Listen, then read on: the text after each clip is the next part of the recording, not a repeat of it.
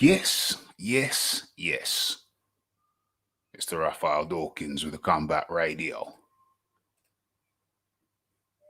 And today we're looking at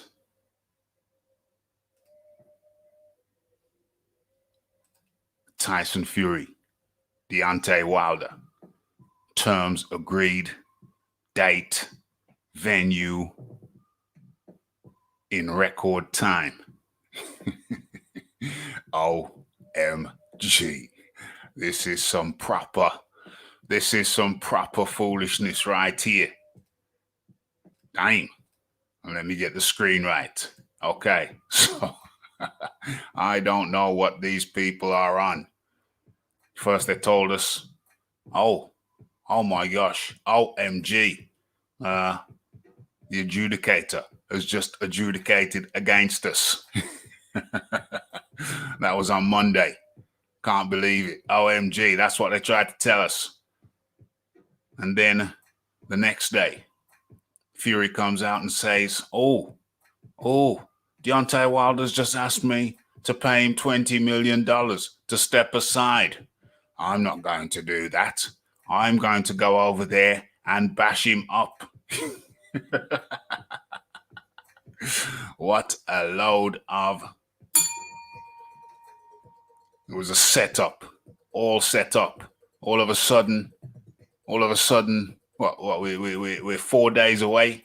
4 days away from the time we found out.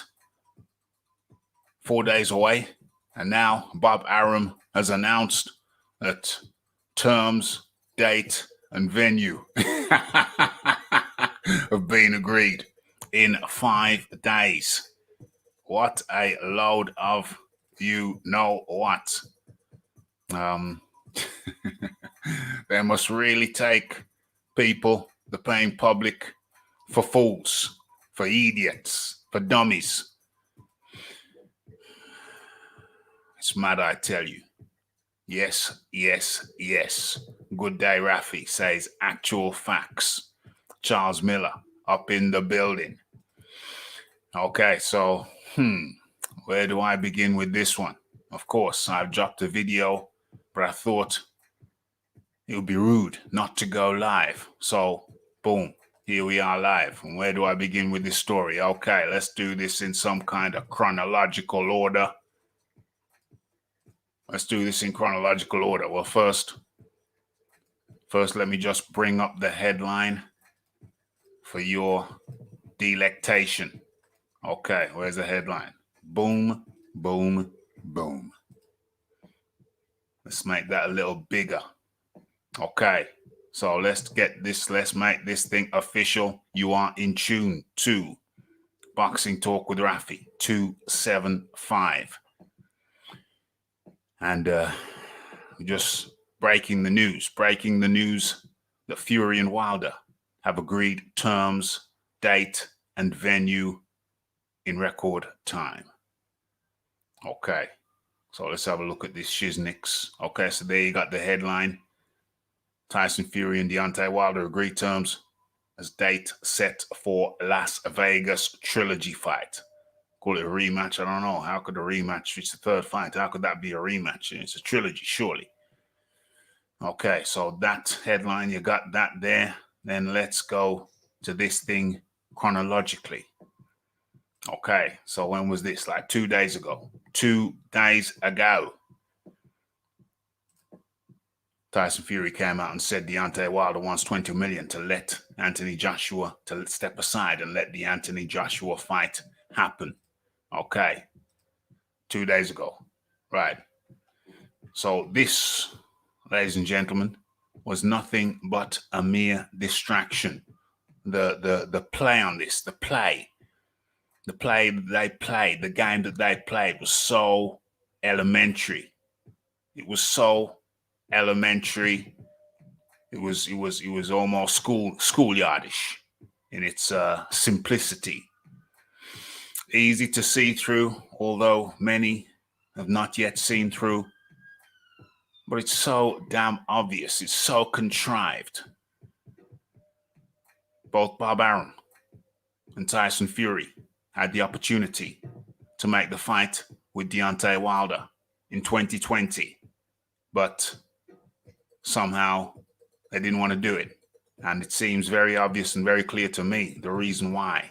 The reason why is because they wanted crowds. Bob Arum is still in the red with Tyson Fury. If not in the red, then the balance sheet ain't good. You know, looking at breaking even. That's what he's hoping right now. But now he just wants a little cherry. Bob Arum wants a little cherry.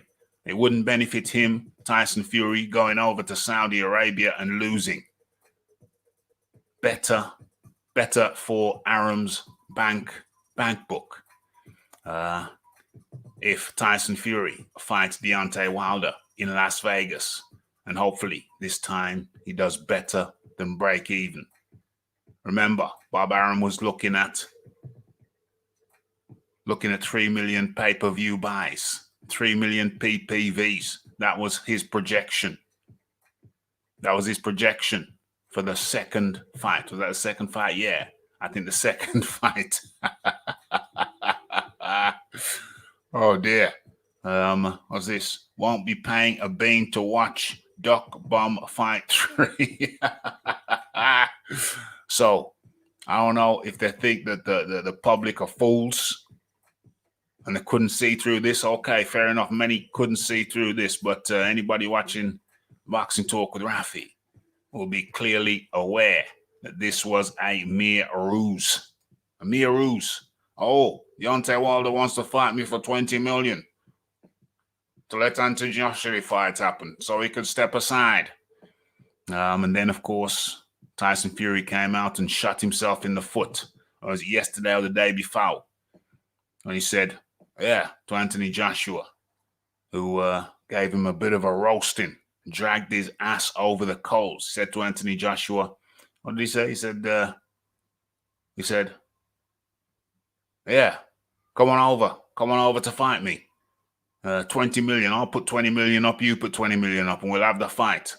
Or poor Tyson Fury. Poor Tyson Fury. I don't know if his brain's addled, but he didn't realize what he'd done to himself. You see, he previously said, Deontay Wilder wants 20 million to step aside. I ain't going to pay him. I'm just going to bash him up and then get to Anthony Joshua. Well, but then he asked Anthony Joshua to put 20 million up when we can have a bare knuckle dust up on the cobbles. He didn't realize, evidently, that that 20 million that he's saying he would put up could go to Deontay Wilder. Pay that to Deontay Wilder and you can fight Anthony Joshua for 100 million. Allegedly, 100 million. So you've given Deontay 20. What does that leave? That leaves 80. Yeah. So you're fighting Anthony Joshua for 80. But you say you'd rather fight him for 20 million on the cobbles rather than 80 million on TV. Oh my gosh. Pure dumbness. Pure dumbness. What's going on with the brain? That's pure simple mathematics. It's easy. It's so easy. Okay, this proves AJ is the don of the heavyweight division. Well, damn, you know, we got the what do I call Tyson Fury? We got the con man versus the delusional man. So it's the con man versus the delusional man. Any way you cut it, it ain't good. It ain't good at all. What's going on here? Big up to you, Raf. Brilliant channel. I got a feeling Fury will put Wilder in a body bag. And that's the thing, isn't it? That's the thing, because you can't help but, I mean, who's not, I mean, are you going to watch it? Of course I'm going to watch it. Of course I'm going to watch it. We. Yes. Of course I'm going to watch it. But as Wizard Sleeve has said, how many people are going to be paying a bean to watch the con man versus the delusional man? It's the con man versus the delusional man. That's how it's dropping. Clearly, this ruse, this con had worked up until Monday, but the con man Luke Fury. He over-egged the pudding. He didn't have to do it. He really didn't have to do it, but he over-egged the pudding. That's always a danger. And OMG. Hasn't this thing started yet over there? Let me just do a sound check. Over-egged the pudding. That's always a danger. And OMG. Hasn't this thing started yet over there? Let me just do a sound check. Oh my gosh. It's a good thing. Dang. That's terrible. That's terrible. Hold on. Somebody just jumped on. Give me a second. I'm just trying to get the levels of this damn thing right. Because now I'm using my mic. I had to adjust the levels, the music levels, all the levels when the mic apparently wasn't being picked up. But now it is. Now it is. I've got to adjust the levels accordingly. So give me a second. Let me do another check. But now it is. Now it is. I've got to adjust the levels. Yeah, okay. That sounds far better. Far better. Okay, let me get back into the thing. And in comes the man like the Iron Kong. Yeah, Rafi, peace. What going on, man? I'm good, man. I'm good. I'm good. Cool. And the gang. You're on early, man. What happened? No activities for Mr. Dawkins at Dawkins Towers today? My activities have been, my AM activities have been concluded. And I got a nice little gap. I work close to home, got back home for lunch, and what do I see?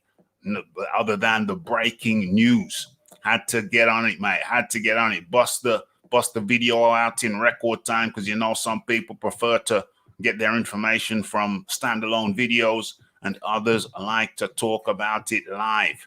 So, you know, I think I fulfill my obligation to get both forms of communication up and popping, because I suspected people wanted to hear about this. Okay, but Rafi, question for you. You told me one time your people were from Jamaica, right? Yes.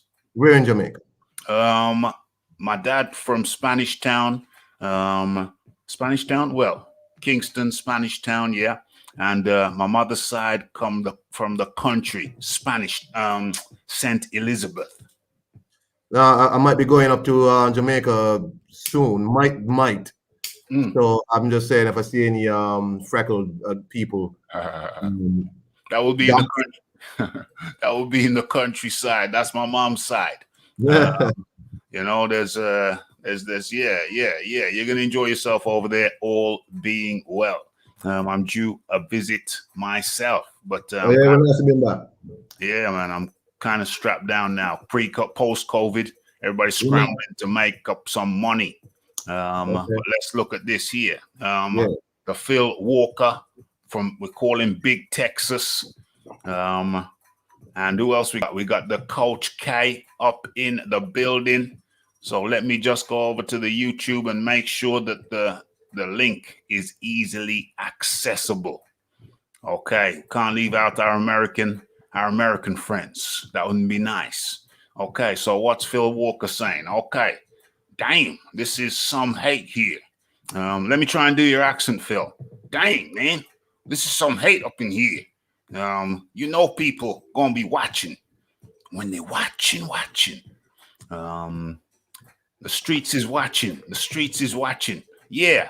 I'm not disputing that, Phil. Of course, people are gonna be watching, but you know, I'm sure you're in the loop. I'm sure you know that Tyson Fury on Sunday said, yes, the fight's on.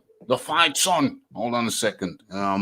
It's better that I show you than I tell you.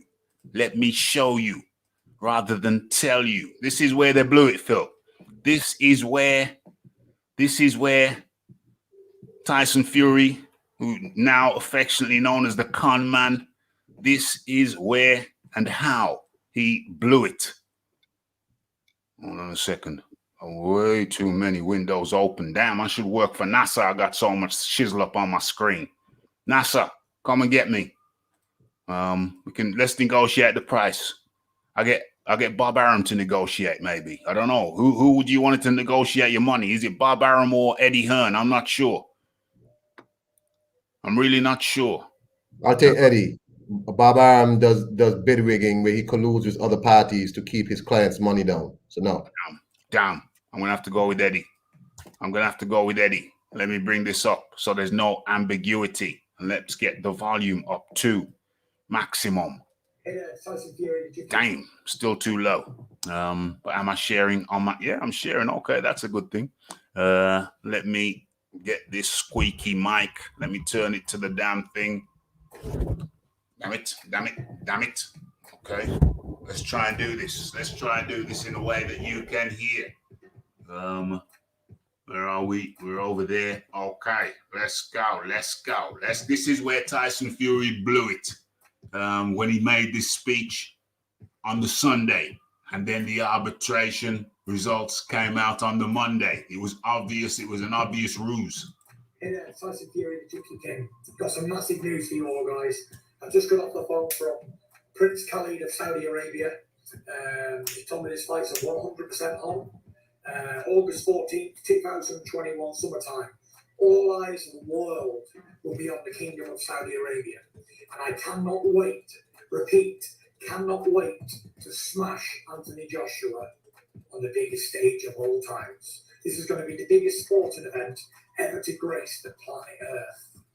Do not miss it. All eyes on us. Peace out. God bless. See you all in Saudi. What a bare-faced liar. Okay. And that's where. Hold on. Oh, damn it. The sound is terrible. Oh, okay. Hopefully we can keep it sensible like that. No more static on the mic. Let me turn it to face me. And that, my ladies and gentlemen, is exactly where he blew it. Where Tyson Fury blew it. He over-egged the pudding. We believed him for a second or two, but then he blew it entirely with that little speech, fabricated. Where we at?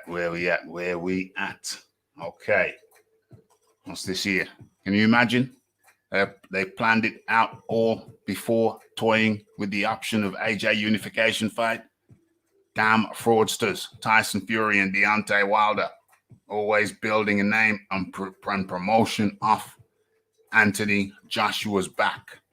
Well, I think in this case, the prime suspects that I've identified are Bob Arum and Tyson Fury. I don't think Phil's crying.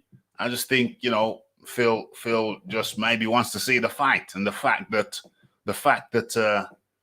that this was all a ruse, and the fact that we wasted 2 months talking about Undisputed, something that Tyson Fury had no intention of going through with, because they had another plan. They set up a plan. They planned it out all along. Yes, TKO 22. Tyson Fury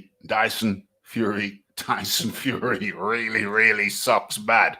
OMG. They haven't fooled anybody. They fool people. There's some people that fool. Well, listen. You can fool some people sometimes, but you can't fool all the people all the time.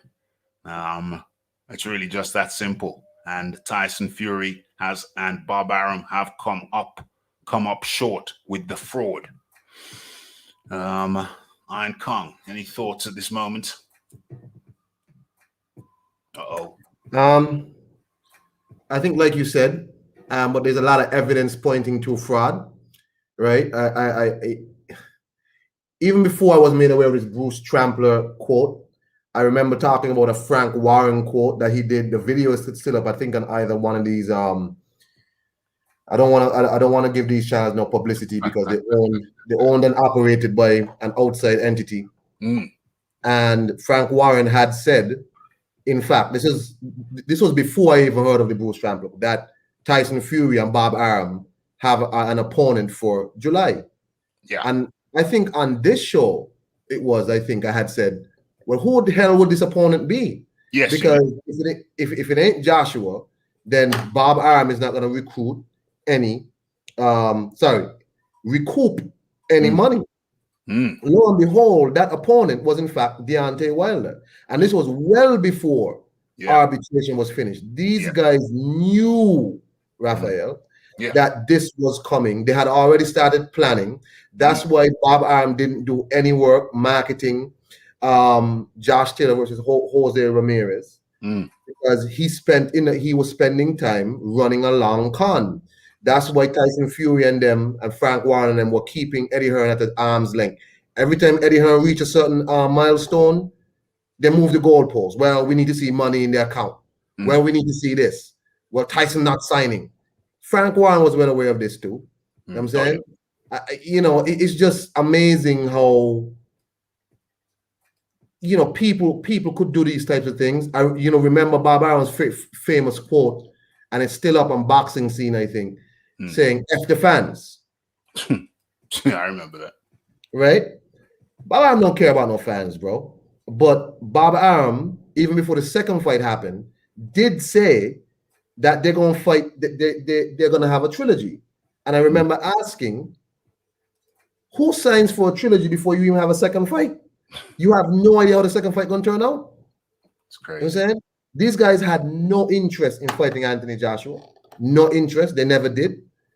And it's just unfortunate. Extremely unfortunate. So let's get into one of the articles now. Tyson Fury and Deontay Wilder agreed terms as date set for Las Vegas rematch. Okay, so Fury and Wilder have reportedly now verbally agreed to face each other in a trilogy rematch on July the 24th, with promoter Bob Arum saying the contracts will be signed this week. And let's see if we get 3 melons. Win. Okay, Bob Arum has won. Okay. So Tyson Fury and Deontay Wilder have reportedly agreed. Yeah, with promoter Bob Arum saying contracts will be signed this week. Both Fury and Wilder have now agreed on the showdown in Las Vegas after an arbitrator ruled the fight must take place, halting plans for Fury's unification showdown with Anthony Joshua. Okay, I think everybody who comes to Raphael Dawkins Combat Radio on a regular basis already know this whole thing was a setup. The arbitration was merely there to ensure that Bob Arum could delay this shiznix.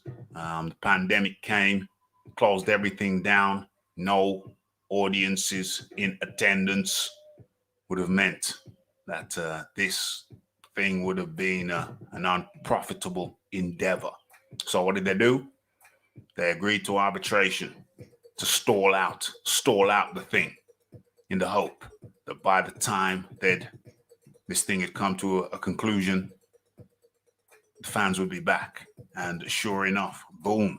When the fans were allowed back in, then came the announcement. The arbitrator will be making it known his decision on this Monday. And the day before that, Tyson Fury comes out and said, it's signed, everything's signed, it's on like Donkey Kong. It's me and Anthony Joshua in Saudi Arabia. Let's get it on, you big dusser. That was on the Sunday. And then on the Monday came the announcement that the arbitrator had arbitrated that Tyson Fury, Deontay Wilder fight, with the deadline being September the 15th. But here we have it. Less than 5 days later, 4 days later, the fight is agreed to take place on the 24th of July. OMG. 4 days. In 4 days, they had it all stitched up. Well, two more days before the thing is signed. So within a week, they had the thing all wrapped up. Unbelievable. Let's have a look. Fury claimed his WBC belt. Yeah. The Gypsy King had appeared on court for an all-British unification, which was just nonsense. The Trilogy rematch with Wilder now leaves. The hell is this? eBay sending me a message. The Trilogy rematch with Wilder now leaves Joshua seeking an opponent, and he has hit out at his fellow Brit. Yes, he has hit out. Of course, he's hit out. You've let boxing down. You lied to the fans and led them on. Use my name for clout, not to fight. Bring me any championship fighter who can handle their business correctly.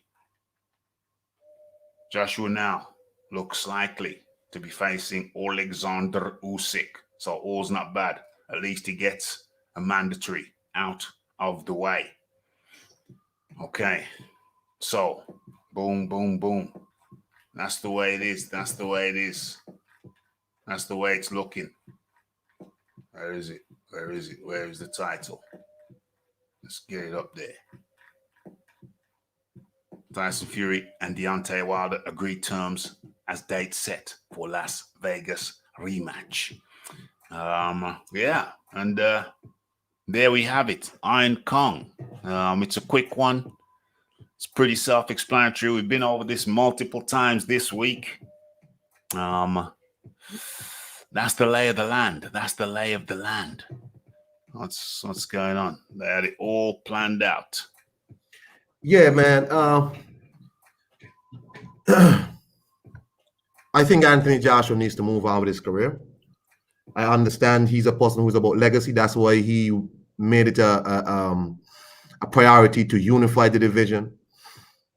UK fans should not support Tyson Fury in any way. No way. This man wrote off the UK. He has not brought not one big fight to the UK. Mm-hmm. Not one.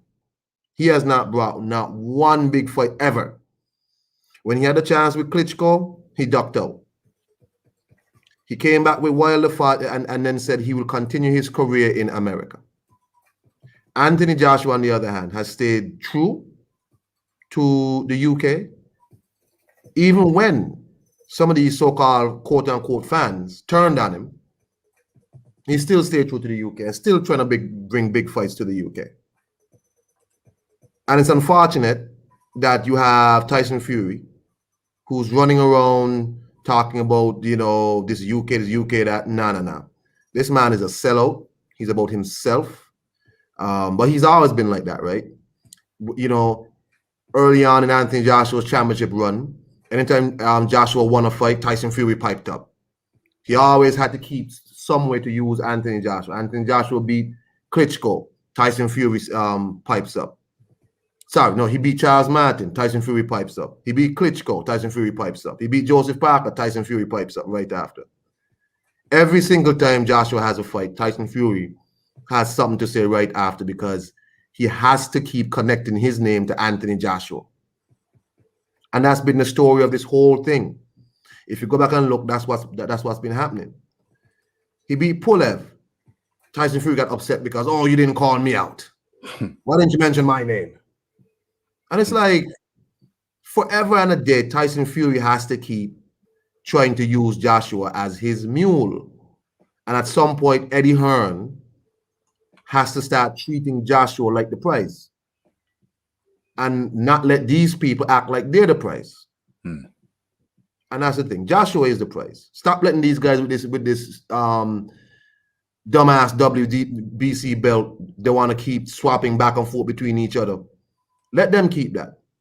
Start treating Anthony Joshua as the prize. Well, that's it. Yeah, 100%. 100%. Let Deontay Wilder, let Tyson Fury do their thing because they just don't seem to want it. Tyson Fury walks away from massive money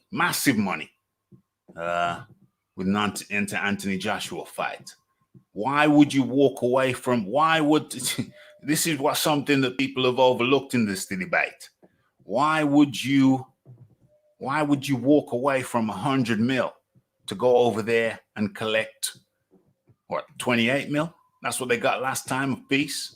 28, 30 mil. Why would you walk away from 100 mil to go and pick up 30 mil? If they do well, it's very clear to me. It's very clear to me that these two guys, the big Dusser and the big Bum, really would just play safe and fight each other rather than going there against the unified champion, Anthony Joshua. It's crazy to me. It's absolutely bizarre. Iron Kong, it's bizarre. It's bizarre. I can't make no sense of it. It's crazy. Yeah, it's bizarre, but you know, Tyson Fury is a bizarre guy. You know what I'm saying? This guy takes pictures like the one you have up in pretty blouses with pouty lips next to other men. OMG. We all know he likes kissing dudes in the mouth. Oh gosh. Wilder will win. Fury will say it's a draw and a win each. So let's go for a fourth. Oh my gosh. Just imagine if it played out like that. Just imagine if it plays out like that. Oh my gosh, that would be horrible. Don't be shocked. Don't be shocked. That is quite possible. Don't be shocked. Oh, don't be shocked. They're trying to find a way to keep that belt in America. Because Tyson Fury has written off the UK. They're trying to keep that belt in America. Damn. Will Anthony Joshua, people, will Anthony Joshua ever get a shot? Because if 50-50 wasn't enough, then what the hell is it gonna take? WBC is no longer a legitimate strap. Look at the challenges over the last 5 years. Tavern, Ortiz, Brazil, Fury. Second-rate strap. OMG. Iron Kong, you were about to say something. I don't think Anthony. Remember with Vladimir Klitschko, how he just could not get a crack at that strap. Fine, his brother had it, but then after his brother retired, they would not make Bermane Stiverne versus Vladimir. They would not make Deontay Wilder versus Vladimir. Nobody. So Anthony Joshua is stuck in that position. He will not get a shot at that. They're going to keep that belt in America. They're going to keep boxing it around. And the WBC will be culpable in that. That's the truth. Damn. And they kept Dillian White away as well. That's right. He also is not going to get a shot at that strap. He will not. How much you want to bet that they will not name Dillian White mandatory? They will ask him to fight Luis Ortiz as a final eliminator, even though Luis Ortiz has gotten 2 shots at the belt. They will find a way to say, no, let's make Dillian White. Because remember, Mauricio Suleiman had said Deontay Wilder versus Dillian White is a good fight to make for the mandatory. Well, okay, now Deontay Wilder getting his shot at the belt. Logically, it would be Dillian White named as the mandatory. Watch and see they make Dillian White fight Luis Ortiz for a shot at that belt. OMG. And hold on, I gotta look for something here because Big Boys Boxing's just raised an interesting point. I think Wilder Fury 3 will be the last fight on Tyson Fury's top-ranked contract. OMG. Let's go over to the record books and let's have a look. Let's see. Let's have a look-see. We value your privacy. Yeah. Okay, you value my privacy. I appreciate that, but I really want to get into this thing. Let's say I agree. Tyson Fury, as a matter of fact, let me share that on the screen.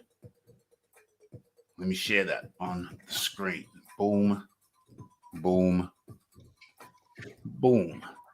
Okay, so you should be seeing what I'm seeing. Let's drop that down a little bit and let's scroll. Get bold. Tyson Fury, Gypsy King, some say Big Dusser. Let's count back. So Yeah, that was the second Fury. That was the second Wilder fight. That's 1, 2, 3, 4. Hold on. He wasn't on. He wasn't on. Was he on contract for the first? He wasn't on. He wasn't on contract for the first fight. So Tom Schwartz was the first one. Otto One is the second one. Deontay Wilder's the third one. 1, 2, 3. So the next one, Wilder 3, will be the fourth fight. Because he wasn't, he signed the contract with Top Rank after the first Deontay Wilder fight. So that's Tom Schwartz was the first, Otto Wally the second, Deontay Wilder the third. Third, and the next one will be the fourth. So Fury Wilder 3 will be the fourth fight on his contract. So that's the fourth one. Okay, yeah, that's the fourth one. 2 more fights left. The fourth one, Wilder Fury 3, Fury Wilder 3, and then he's got one more on his contract.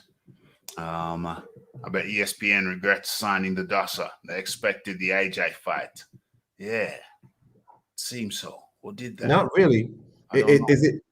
Wouldn't it? Remember, ESPN pundits were on saying Errol Spence versus Terence Crawford is a bigger fight than this, right? Yeah. Than Joshua versus Tyson Fury. So ESPN's interest might really be in keeping that fight in America, where they have prime time rights, and they're the only ones promoting it. So they might take this as like, yeah, I mean, this is fine. This is fine, I guess.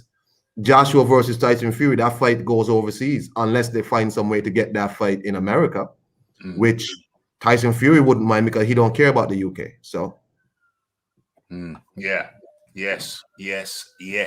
And in comes the John D. Lee. John D. Lee, how do you do? Yeah, I'm good. Is the sound all right? Yeah, sounds all right. Yeah. So I'm just on the phone. So. Yeah. So Deontay Wilder, Tyson Fury, the fight has been made. Let me just get the headline up so there's no ambiguity in the wordage. That's the article from the Metro. This one is from the Mirror.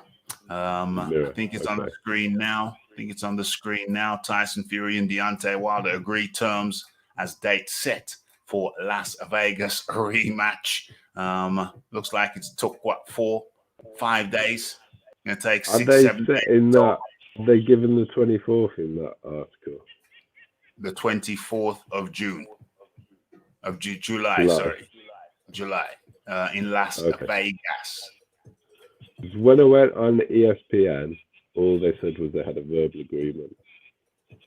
Yeah, it's a verbal agreement. It's to be signed in 2 days. I'm expecting the press conference to be next week. Say that again? I'm expecting them to have a press conference to announce it sort of Wednesday next week. Yeah. Press conference coming up, incoming. Give me your overall views because we're not staying on for much longer.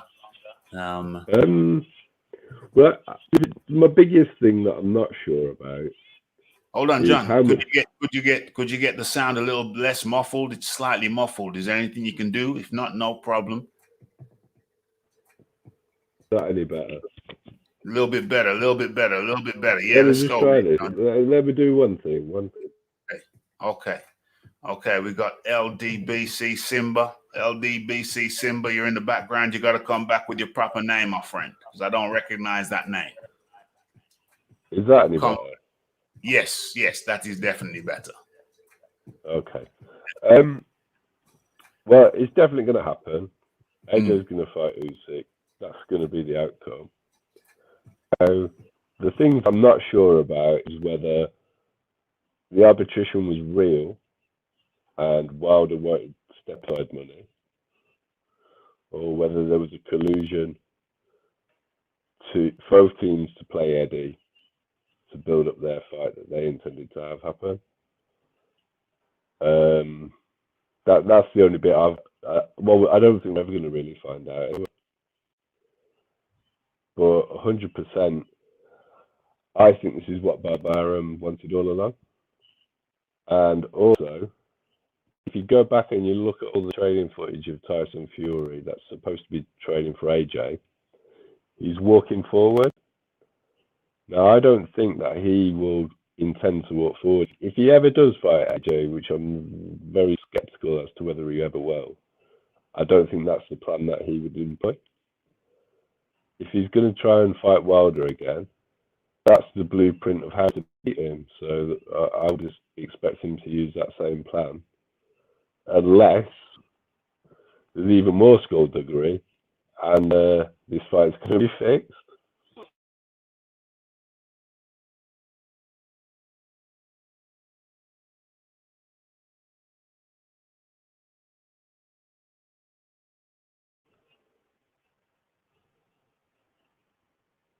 Hello? Yeah, John.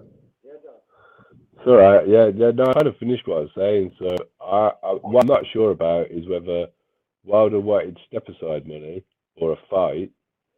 I think Bob wanted the fight because Daniel, I can't remember his surname, the arbitrator, I think he's in Bob's pocket. Bob's used him before. So that's why we've got the fight, and that's side money is the outcome.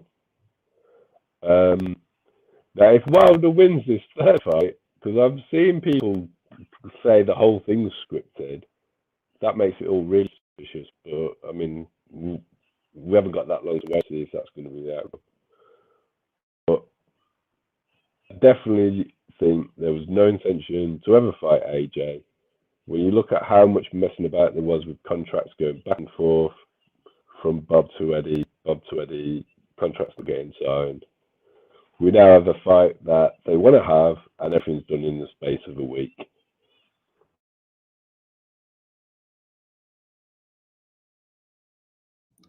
I guess Rafi's gone. I don't know where Rafi is. Oh, sorry. Sorry, I've been on mute. Yeah. Sorry about that. You can hear me now, yeah? Yeah. Okay, cool.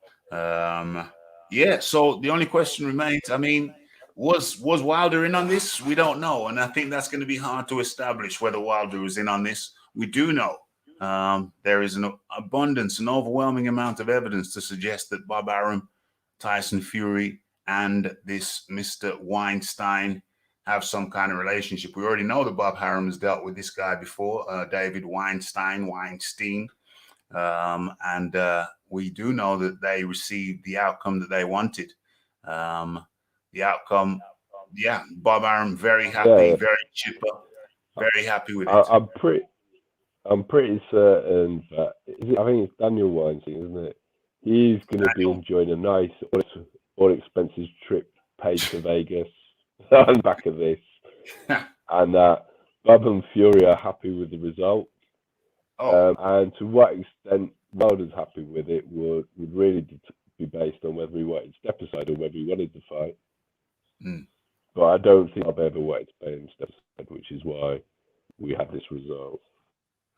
Yeah. I didn't catch the last few words you said. You don't think something, which is why you don't think they wanted. I don't think Bob wanted to pay step aside to Wilder. Yeah. So that's why that ruling wasn't what happened. Yeah. And I don't think Wilder wanted step aside anyway. I don't think Wilder wants step aside. Whenever he's been in a situation where he could get step aside, he's always mentioned a ridiculously high figure. Yeah, but maybe he's just stupid enough to think he'd get that money. I mean, it's always hard to tell. I don't think even he could be that stupid. No, he's always mentioned ridiculous. The levels of stupidity when it comes down to Deontay Wilder are very difficult to measure. Yeah, but I'm not saying you're wrong. I can't. Yeah. To say things like he's never wanted step aside money. He's always come up with some ridiculously high figure that was absurd that he wasn't going to get. So I think he wants back at Tyson Fury. I think he thinks he can beat Tyson Fury. But if he doesn't beat Tyson Fury, that'll be 2 shellackings he's taken back to back. That would definitely have to affect the confidence. Iron Kong, that would definitely have to affect the confidence. So I think this is or bust for Deontay Wilder. I think he's going in there, and he's going to be saying, well, I can take this guy, but if I can't, then I'm pretty much done, because he's 35 now, not getting any younger. He's the oldest of the bunch. I think the rest of them are in the early 30s, 30, 31. Deontay Wilder's 35, injury prone. Body can't be the same, can't be working the same now. He's got to be riddled with injuries. The amount of times he's had injuries. I think it's ish or bust for Deontay Wilder. If he doesn't win this one, I think he walks away from the game. Iron Kong. I don't care what either of these dudes do after this. I mean, I would hope Anthony Joshua, as I said, moves on with his career, whether or not these dudes, it's the last fight, the second to last fight, whatever they do. After this scam, I'm good, man. I used to support Deontay Wilder a lot. Not anymore. I mean, he didn't do nothing wrong after. I mean, my opinion here, but I'm good, bro. You know, whatever these two do after this is up to them. They could have 6 fights. I don't care. Yeah. Okay. So is whatever. I will spend my time bashing this and calling it a fraud show because of Tyson Fury. Sorry, Luke Fury. You know what I'm saying? So it's a fraud show. Whether or not Wilder is fighting for his career or not is irrelevant to me. He's 30, going on what, 36, you said? Never unified a belt, never even been involved in a unification fight to say he tried to unify. So I'm good, bro.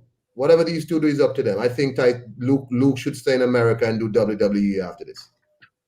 100%. 100%. I mean, I'm hearing people take the view that they think the whole thing's scripted and the arrangement is for Wilder to win the 3rd fight. Yeah. But John, you've heard them say, I don't know if I believe that, but I'm hearing that being put out there. Well, after what's happened, after the con that we've seen, I'm less skeptical about that theory now, because we've seen how they've scripted this whole thing. It's been like something out of the Truman Show. It's like something crazy. It's like they're scripting. The scripting goes beyond WWE with this one. This one will go down in the history books. The fix, the pre-fight fix is in. Is the fix going to be in for the fight? That's the new narrative. I'm putting it to you. That's the new thing that we're going to be discussing. Maybe I shouldn't even say that, because No. I mean, I think people are genuinely going to have that question, though. It's a genuine question. People's faith has been so shattered in these two guys that they can trust anything they're going to say. Yeah. That people are going to question whether the result's going to be real, particularly if Wilder comes out winner. If Wilder wins this thing, it's gonna without a devastating knockout. What if he knocks him out easy early on? What if he knocks him out easy early on? No, it's gonna need a shattering impact. It's going to need a shattering impact that you can look at, because over here at the Raphael Dawkins, we do things forensically. That thing's going to be slowed down as slow as it can go, and we're going to have to look at the biomechanics of the punch thrown and the biomechanics of Tyson Fury as he crumpled, if he does crumple. We're going to be looking at that thing real serious. If Fury wins, then I think it's a genuine result. Yeah. Because there's but like, I'm starting to see it as a plausible stance that they could be faking everything. Yeah. Just because sad. We just can't rely on them to tell the truth. No. Any of them. No. You can't rely on them. You got the con man and you got the deluded man. I don't even think you'd have to be in on the fix. You don't even need 2 fighters on the fix, if there is a fix. All you need is one.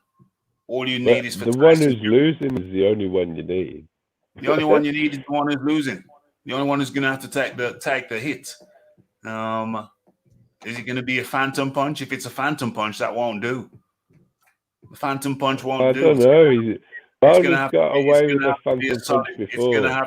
It's gonna have to be a solid connection. But yeah, he didn't get away. Well, that one's dubious. One is dubious. Two would be one too much. We're talking about the Tyson. We're talking about Deontay Wilder's knockout of Malik Scott. So he's got one phantom punch on his record. Yeah, okay, we can give you that. But he's not going to get away with two phantom punches. Well, so this punch has to be a strong connection. It has to be a strong connection. We're talking about Deontay Wilder beating Tyson Fury. If he beats him, a lot of people are going to think the fix was in.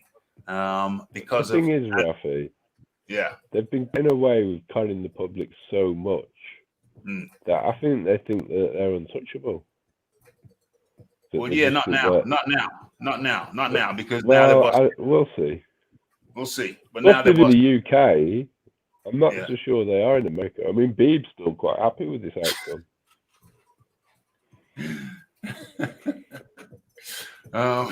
Yeah, they won't admit it.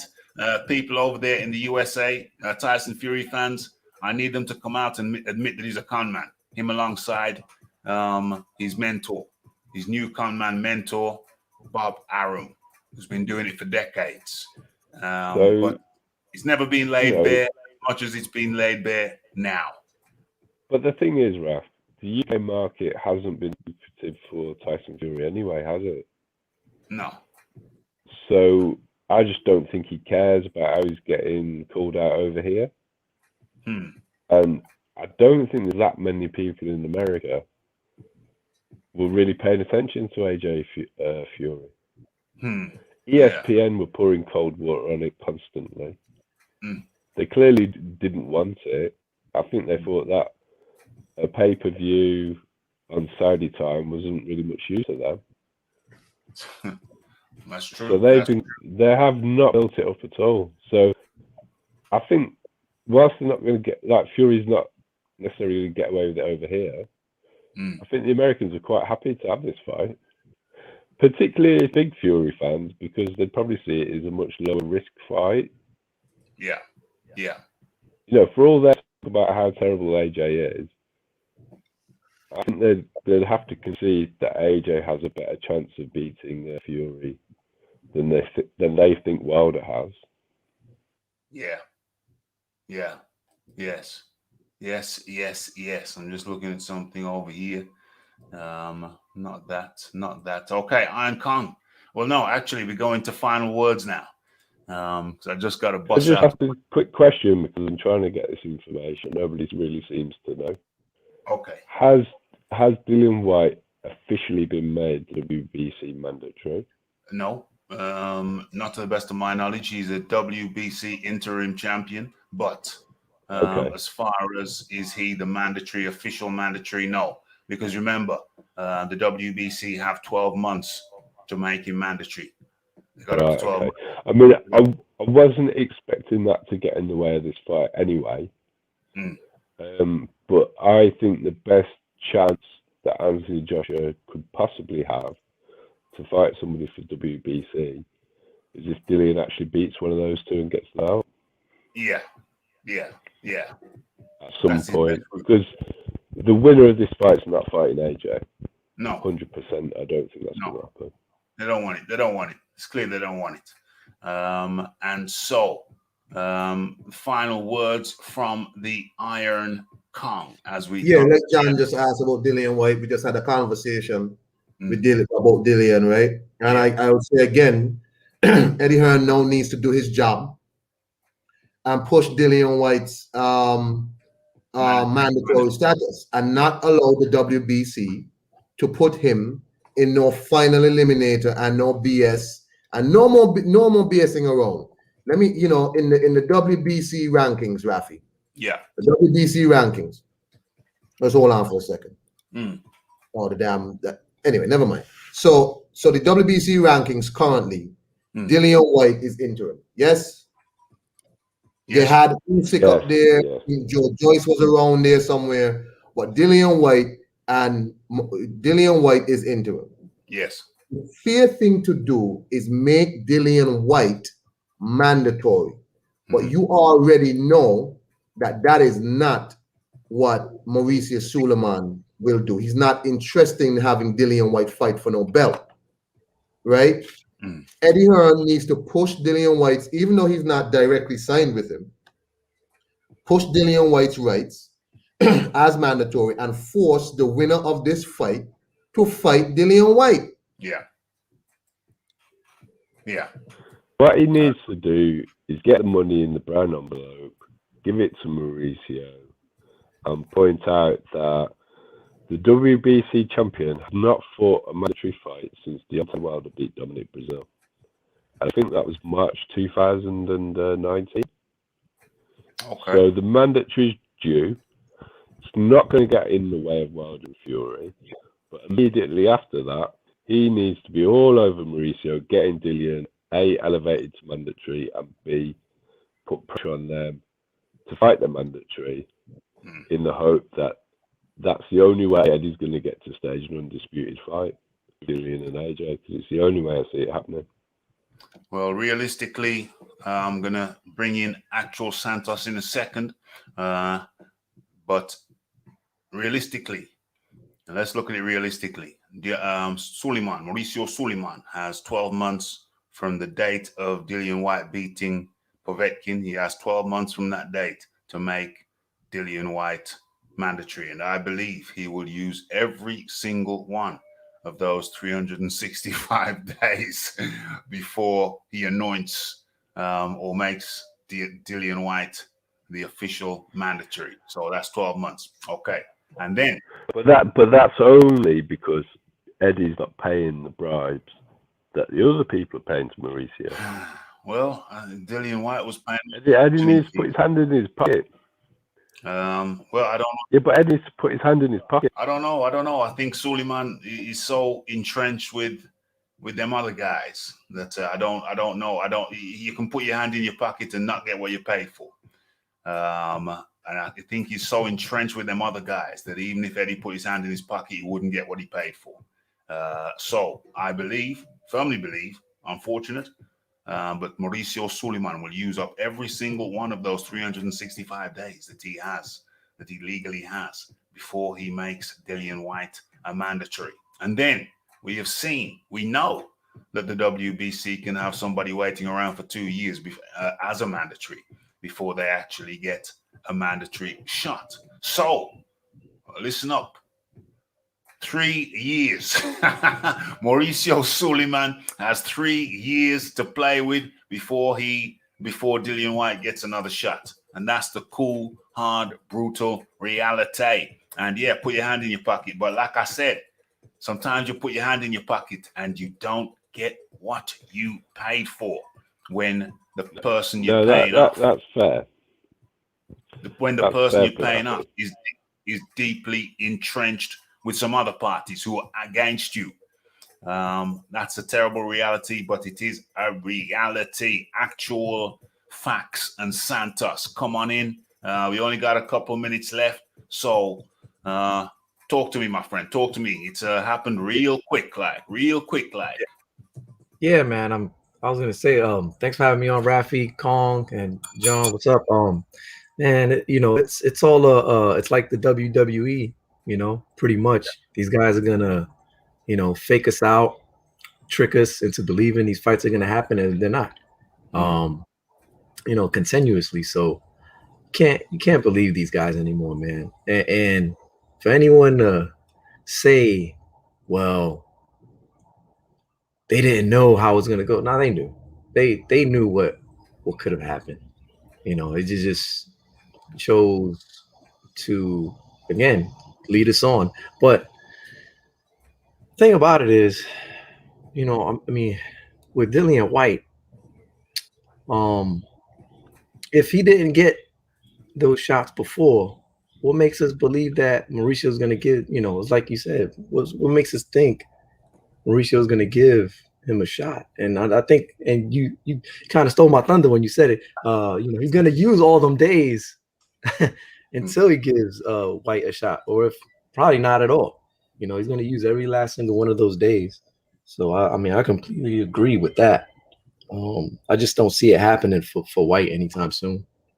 Well, how do you feel about the deal being struck so quickly I mean, again, it's the WWE. I mean, these guys look like they taking pages right out of Vince McMahon's WWE manual book and about conducting business and how to have these fights set up.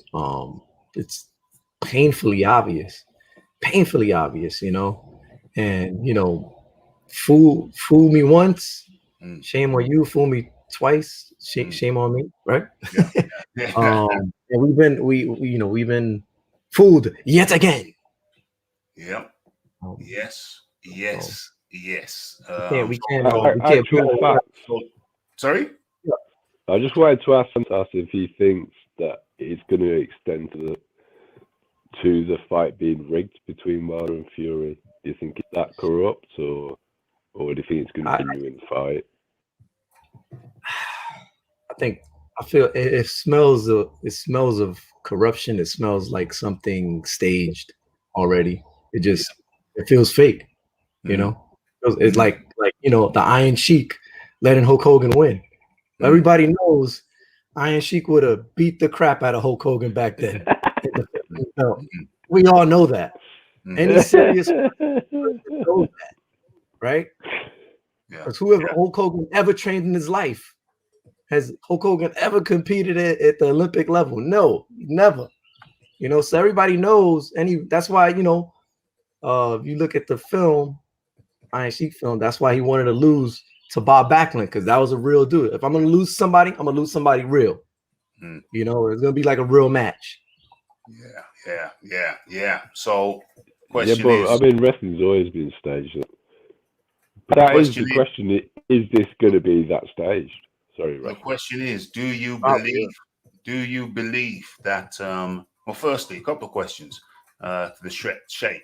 Do you believe that the mandatory situation, not the mandatory, the arbitration situation was rigged so that they get the result that they've got? The arbitration situation was a conflation and imagination to have us believe and fake us out completely, okay? Completely. It's like the Sheikh wearing the Arab scarf. I am not Arab, I am Persian, right? Figure you out, okay? See how I do, okay? It's all the smoke and the mirrors, okay? But my mustache is real, my forearm is real, and like a jabroni, I would take the Wilder, and I would take the Bob Arum, and I would take the Fury, and break that back upon my knee, like so, and make them humble. Okay, so now you say you believe that was rigged. Do you believe? What percentage of you believes that the Fury Wilder 3 fight might be rigged? What percentage of you believes that it might be rigged? If Deontay Wilder wins? I believe it is at 95 to 99% rigged, okay? If my mathematics and my gut feelings, my big belly wrestling gut believes in it, that it is rigged, okay? And I will still watch the fight, but do I think it's going to be rigged? Yes. I just want to see the antics and the stupidity. I come for the bull crap. That's what I want to see, okay? But it will be rigged, and the AJ and the Usyk are the real champions, the real unified champions from their respective weight classes, and they will save the heavyweight of boxing, guaranteed. Okay? Don't worry about it. And if you worry about it, I grab you, break your back, bend you over, and make you humble. Uh-oh. Okay. So I don't know if anybody needs that kind of humbling right about now. But okay. So yes, it could be rigged. The arbitration was rigged, and you think the next fight could be rigged.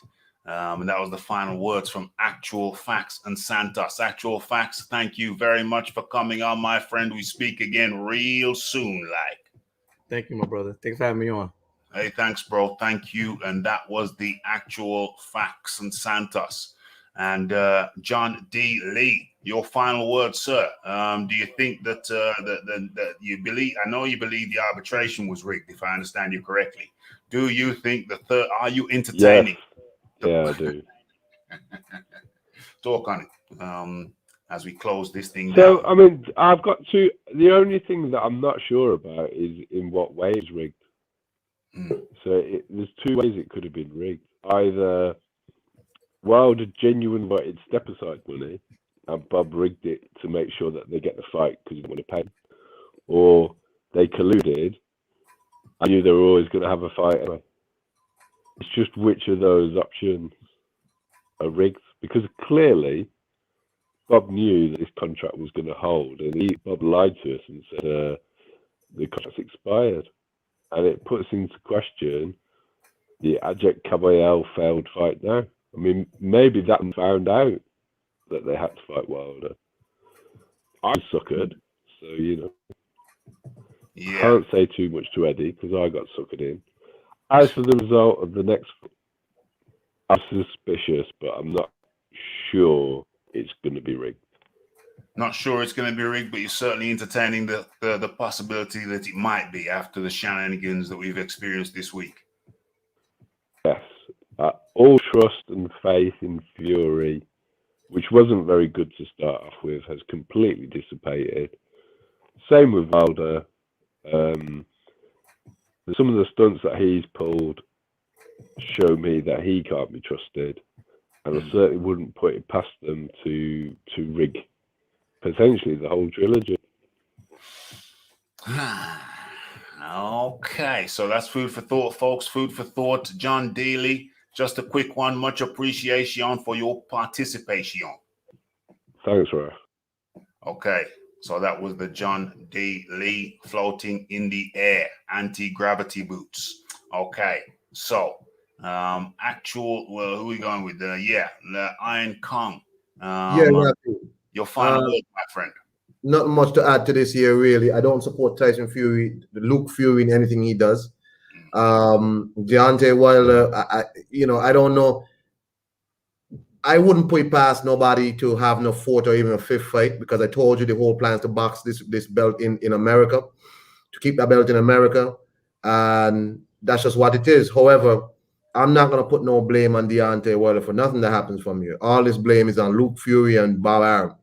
So y'all have a great day. I'm off. I'm going to work now. Peace. Fight doctor. How you doing, man? Peace. Peace. Peace out to Ryan Kong. Kong. Much appreciation. Much appreciation. Much appreciation for the participation. Okay, natural poet over here, right here, by the name of Raphael Dawkins, and in comes the man. Let him introduce himself. Iron Kong. The fight doctor is in the house on Rick James status, as always. I just have one quick thing to add. Right. I'm not quite sure how this negotiation or how this arbitration was rigged.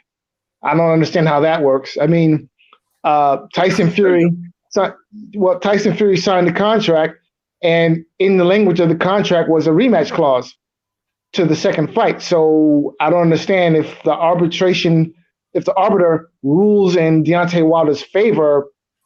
I don't understand why this has to be such a conspiracy. I can tell you. But Tyson Fury signed the contract. So where's the conspiracy? I can tell you. I'm listening. Okay. So the conspiracy was not in the writing of the contract. The contract was what the contract was. Bob Arum knew that they had breached the contract. Tyson Fury knew that they had breached the contract. They also knew that they didn't want to be fighting in the locked doors pandemic era. So what they did, Tyson Fury, Bob Arum, is they looked and said, okay, we don't want to fight right now. So let's say we're not going to fight you now. And then it will have to be a long, drawn out arbitration process. Well, it was a process before that. What was that? The first process before arbitration. I can't remember the name of it. But they did that one process, and then that failed. And so mediation. That's mediation right. before arbitration. That's right. They went to mediation. That got dragged out. Didn't agree. And then they went to arbitration. So they successfully, this is where the con is. They successfully dragged out this thing so they didn't have to fight behind closed doors in the pandemic era. And then when they saw that the thing was lifting, and they could fight in front of crowds again in Vegas again. I think it's full crowds. I think it's full crowds in Vegas. I'm not sure. When they could fight in Vegas with full crowds, I said, yeah, now's the time. Arbitrator, you got your lines. You know what your lines are. You've seen the country. Okay. Now, see, wait a minute. Now, hold on a second, Rafi. That's where the train derails. No.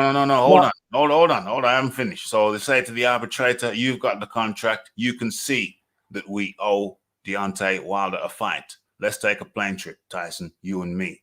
I take the plane trip. It was documented. I can pull up the pic if you want me to. If you watch the other shows, you'll have seen the pic pulled up.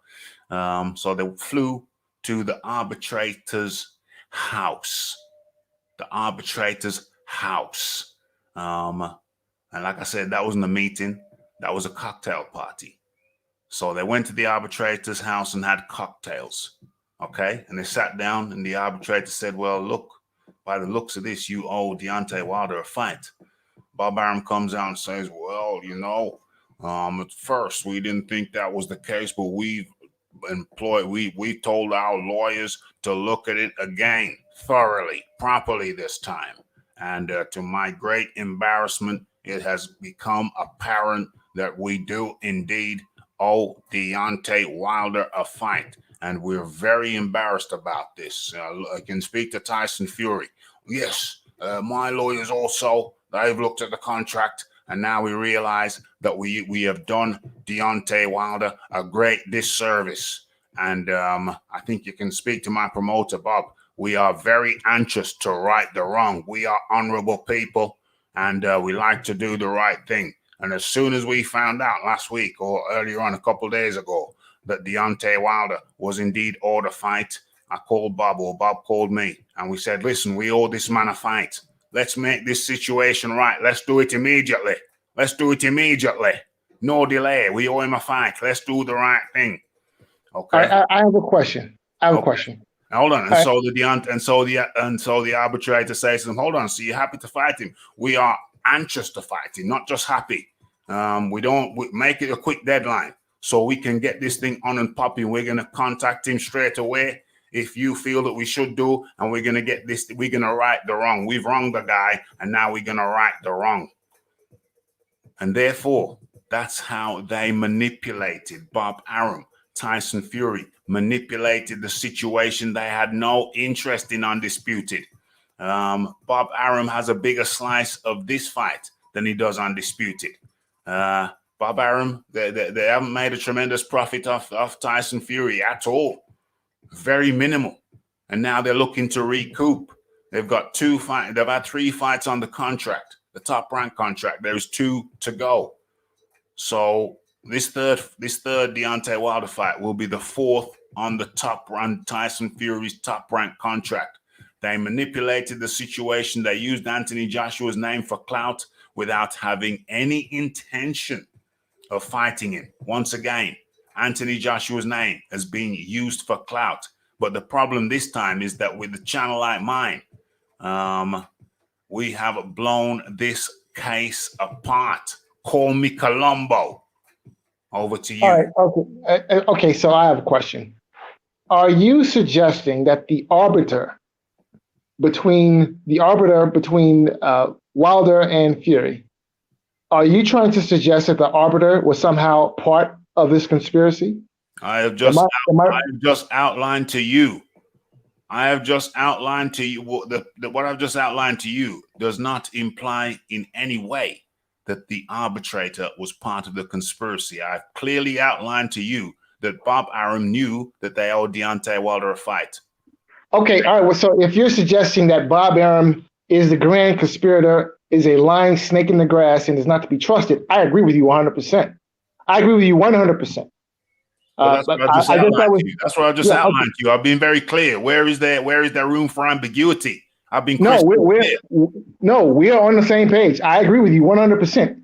Well, that's Bob what I just Arum, said. That's what I just said. The okay, I arbitrator just is want no to. part of this. The arbitrator does not have to be complicit in this. What I'm saying to you is that they knew they owed Deontay Wilder a fight, but they didn't want to fight him in the pandemic era. So they dragged it out. They said, no, we don't owe you a fight. Even though they knew they did.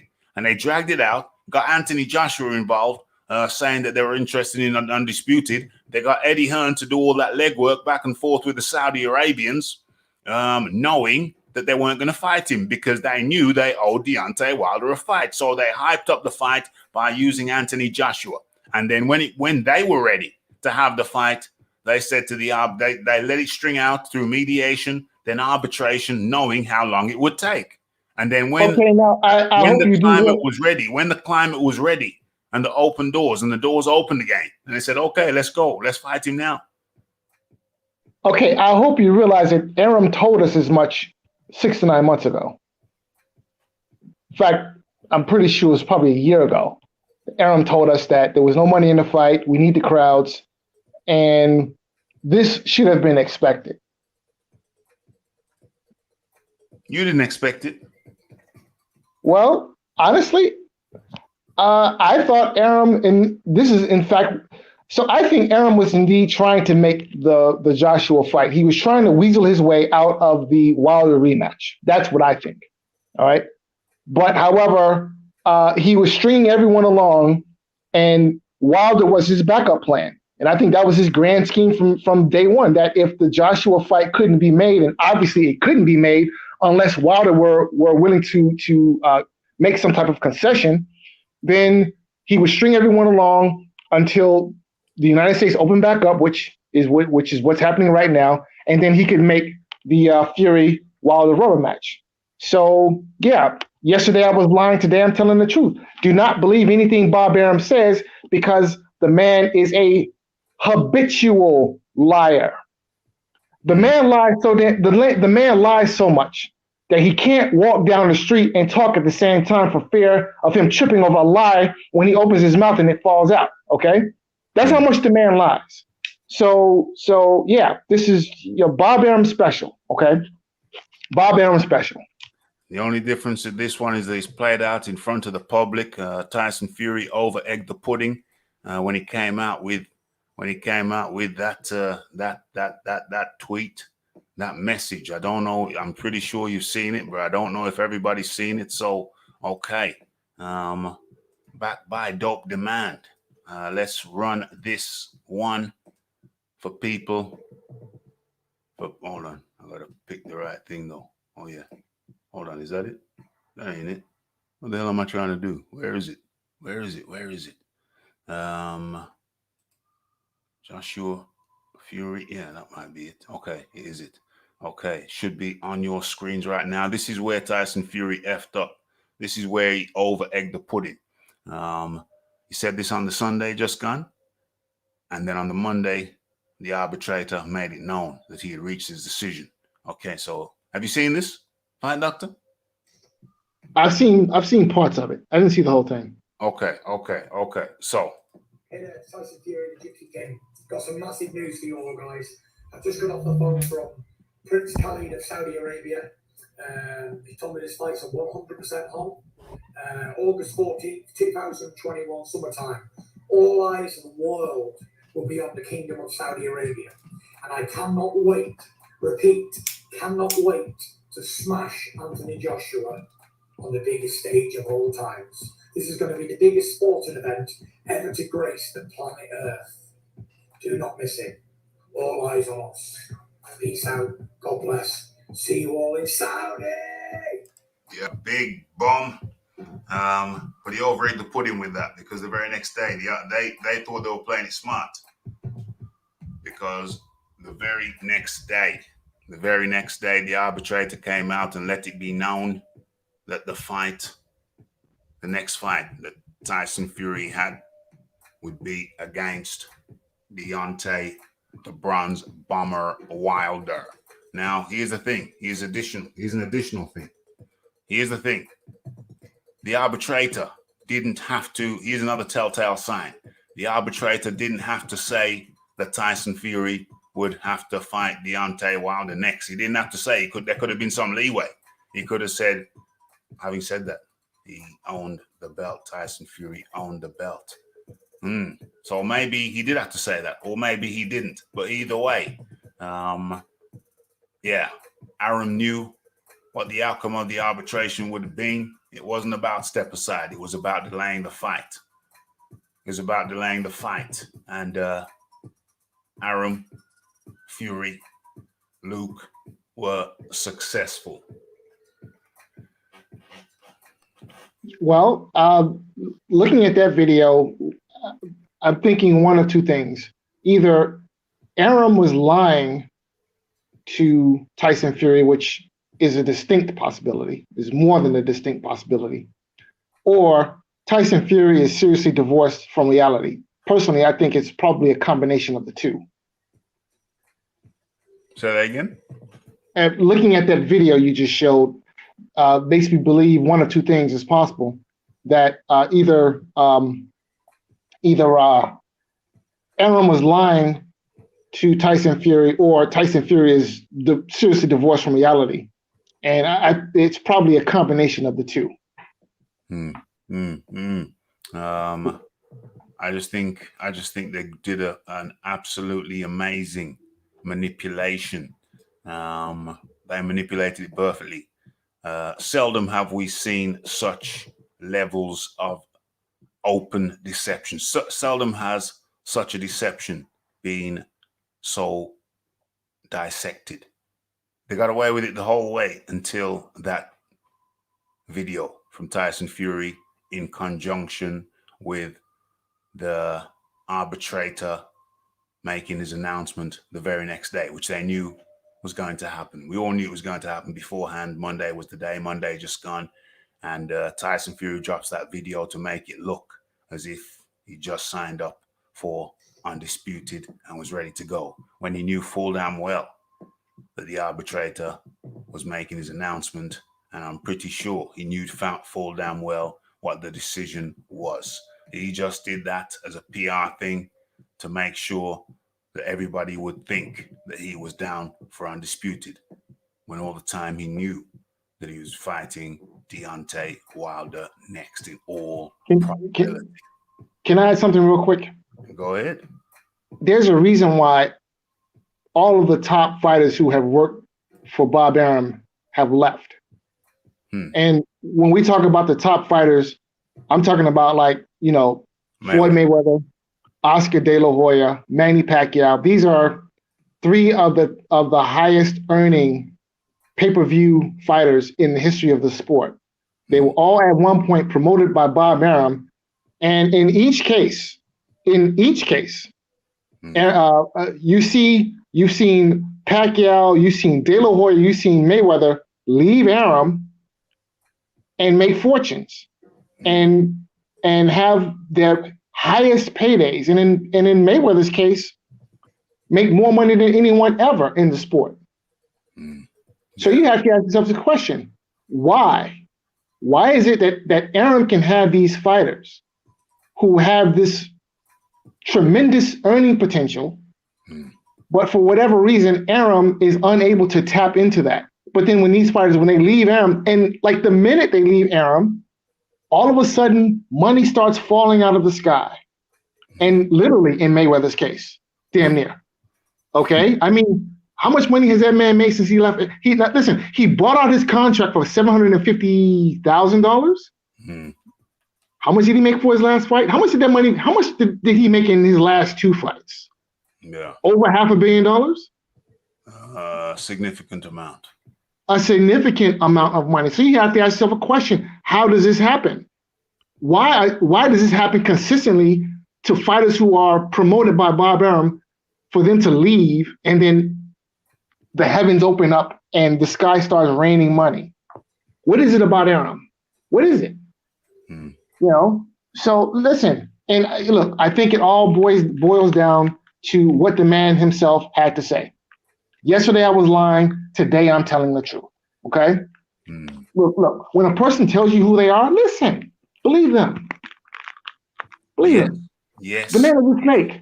He's a liar. He's a mafioso. He is dishonest to the nth degree. Okay? Not So to be the question is now. So the last question is now. Do you believe? Well, two questions. Do you believe that the arbitration process was finessed? Let's not say rigged, but let's say finessed by Bob Arum, Tyson Fury. No, I have a better word.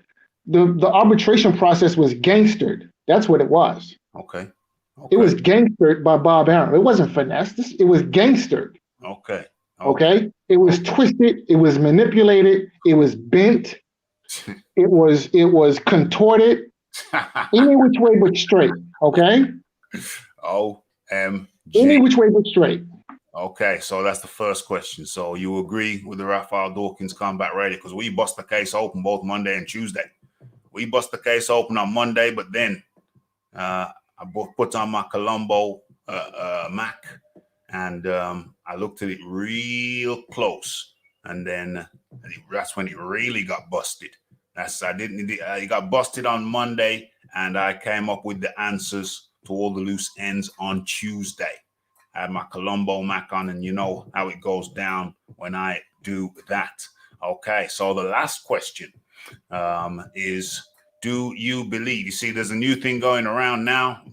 Maybe I shouldn't talk about it. I'll keep it for future topics. But, you know, Raphael, I just let it out there. I know vultures are going to swoop on it, but, you know, I got to talk about it. Do you, now you believe that, now you believe that, I'll come to you in a second, B. Now you believe that the arbitration process was finessed, in my word, and gangstered, in your words. Do you believe, well, there's a thing going around now. We got to talk about it real brief, got to talk about it. There's a perception now. There's a growing perception that if Deontay Wilder beats Tyson Fury on July the 24th, there is a growing perception that because the arbitration process was tainted, finesse, gangstered, there is a growing perception that if Deontay Wilder prevails on July the 24th and wins, beats Tyson Fury, there is a growing perception that that too is part of the plan. And the Fight Doctor, I have to ask you, do you share that view? No, but anything is possible. I wouldn't put it past Aaron to have weaseled his way somehow into an option on Deontay Wilder. So anything is possible. Look, when you're dealing with Bob Arum, it's all kind of red tape, and the waters are very muddy, and nothing is clear, and it's all twisted and turned around and backwards, where Bob Arum is concerned. And when I say twisted, turn around, and backwards, twisted, turn around, and backwards in his favor. So anything is possible. I mean, he is the lead promoter for this next fight. Could he possibly have an option or two on Deontay Wilder? Sure, why not? And as far as I'm concerned, listen, Bob Arum's MO is in-house fights. So he has, I think, 2 more fights with Fury. So if he has an option on Deontay Wilder, well, then if Wilder happens to win, well, guess what? We have Wilder Fury 4. Okay, and Aaron will promote that with a straight face. So anything is possible. Anything is possible. Madness, complete and utter madness. And in comes the man like Joe Habib. Joe Habib, come on in. Uh-oh. Yeah, there it is. You can hear me, right? I got you now. Joe Habib, sorry. Come on with it. I apologize for that background noise earlier. I have a lot of fans. I have a lot of fans in this area. First of all, I need an apology. I was defamed. And Fight Doctor is my witness that I was defamed, because I was saying for the last 2.5 months that this fight wasn't going to happen. I knew the whole inside track. I even predicted that the fight with Wilder was going to happen, and I even predicted it down to the location and even the arena. I even said it's going to be in Raider Stadium, but I was basically character assassinated week after week after week, being accused of blocking this fight myself, being accused of not wanting this unification fight to happen. I've been consistent, and everything that I've said has been 100% accurate. Can I at least get some sort of retraction that I never wanted this unification fight to happen? I need some sort of retraction. Well, who said that you never wanted the unification fight to happen? You accused me of not wanting this unification fight to happen. It's on record. It's on record. Damn. I accused you. If I don't remember accusing you, you asked me. Fight Doctor remembers. He remembers. He's my witness. Fight Doctor, can you verify this, please? So, well, here's what I recall. I recall the Anthony Joshua cheerleading contingent having accused everyone who thought, me included, and B, everyone who didn't think the unification fight was going to happen, accused us of not wanting the unification fight to happen. And I've been on record, B was on record. Any true fight fan, all right, any true fight fan wants unification. I don't want to see a third Deontay Wilder Tyson Fury fight. At least I don't want to see it next. You know, down the line, sure, but next, no, because look, this is stick in the mud fight. Okay, this is stuck in the mud fight. This is not progress. This is actually taking a step back because look, we've seen this before. Okay. And I don't want to see this. I don't care. Okay, listen, I got somebody waiting in the background. I can't let anybody on, bro. I can't let anybody out. I'm closing this thing down. I ain't starting it up again. I'm closing this thing down, bro. Come back on an evening show. Closing this thing down. You know you are backstage. I'm closing it down. Okay, so what I can say, I don't recall saying that the B was blocking the fight or any nonsense like that. What I will say is this. What I will say is it's on record. I don't remember. What I will say is this: if you I have my legal team on it. Well, congratulations. But the problem is, I've gone to your channel, and I don't see no title saying this fight is not going to happen. This unification. That's not true. That's not true. That's totally false. You've got a title up there saying unification is not going to happen.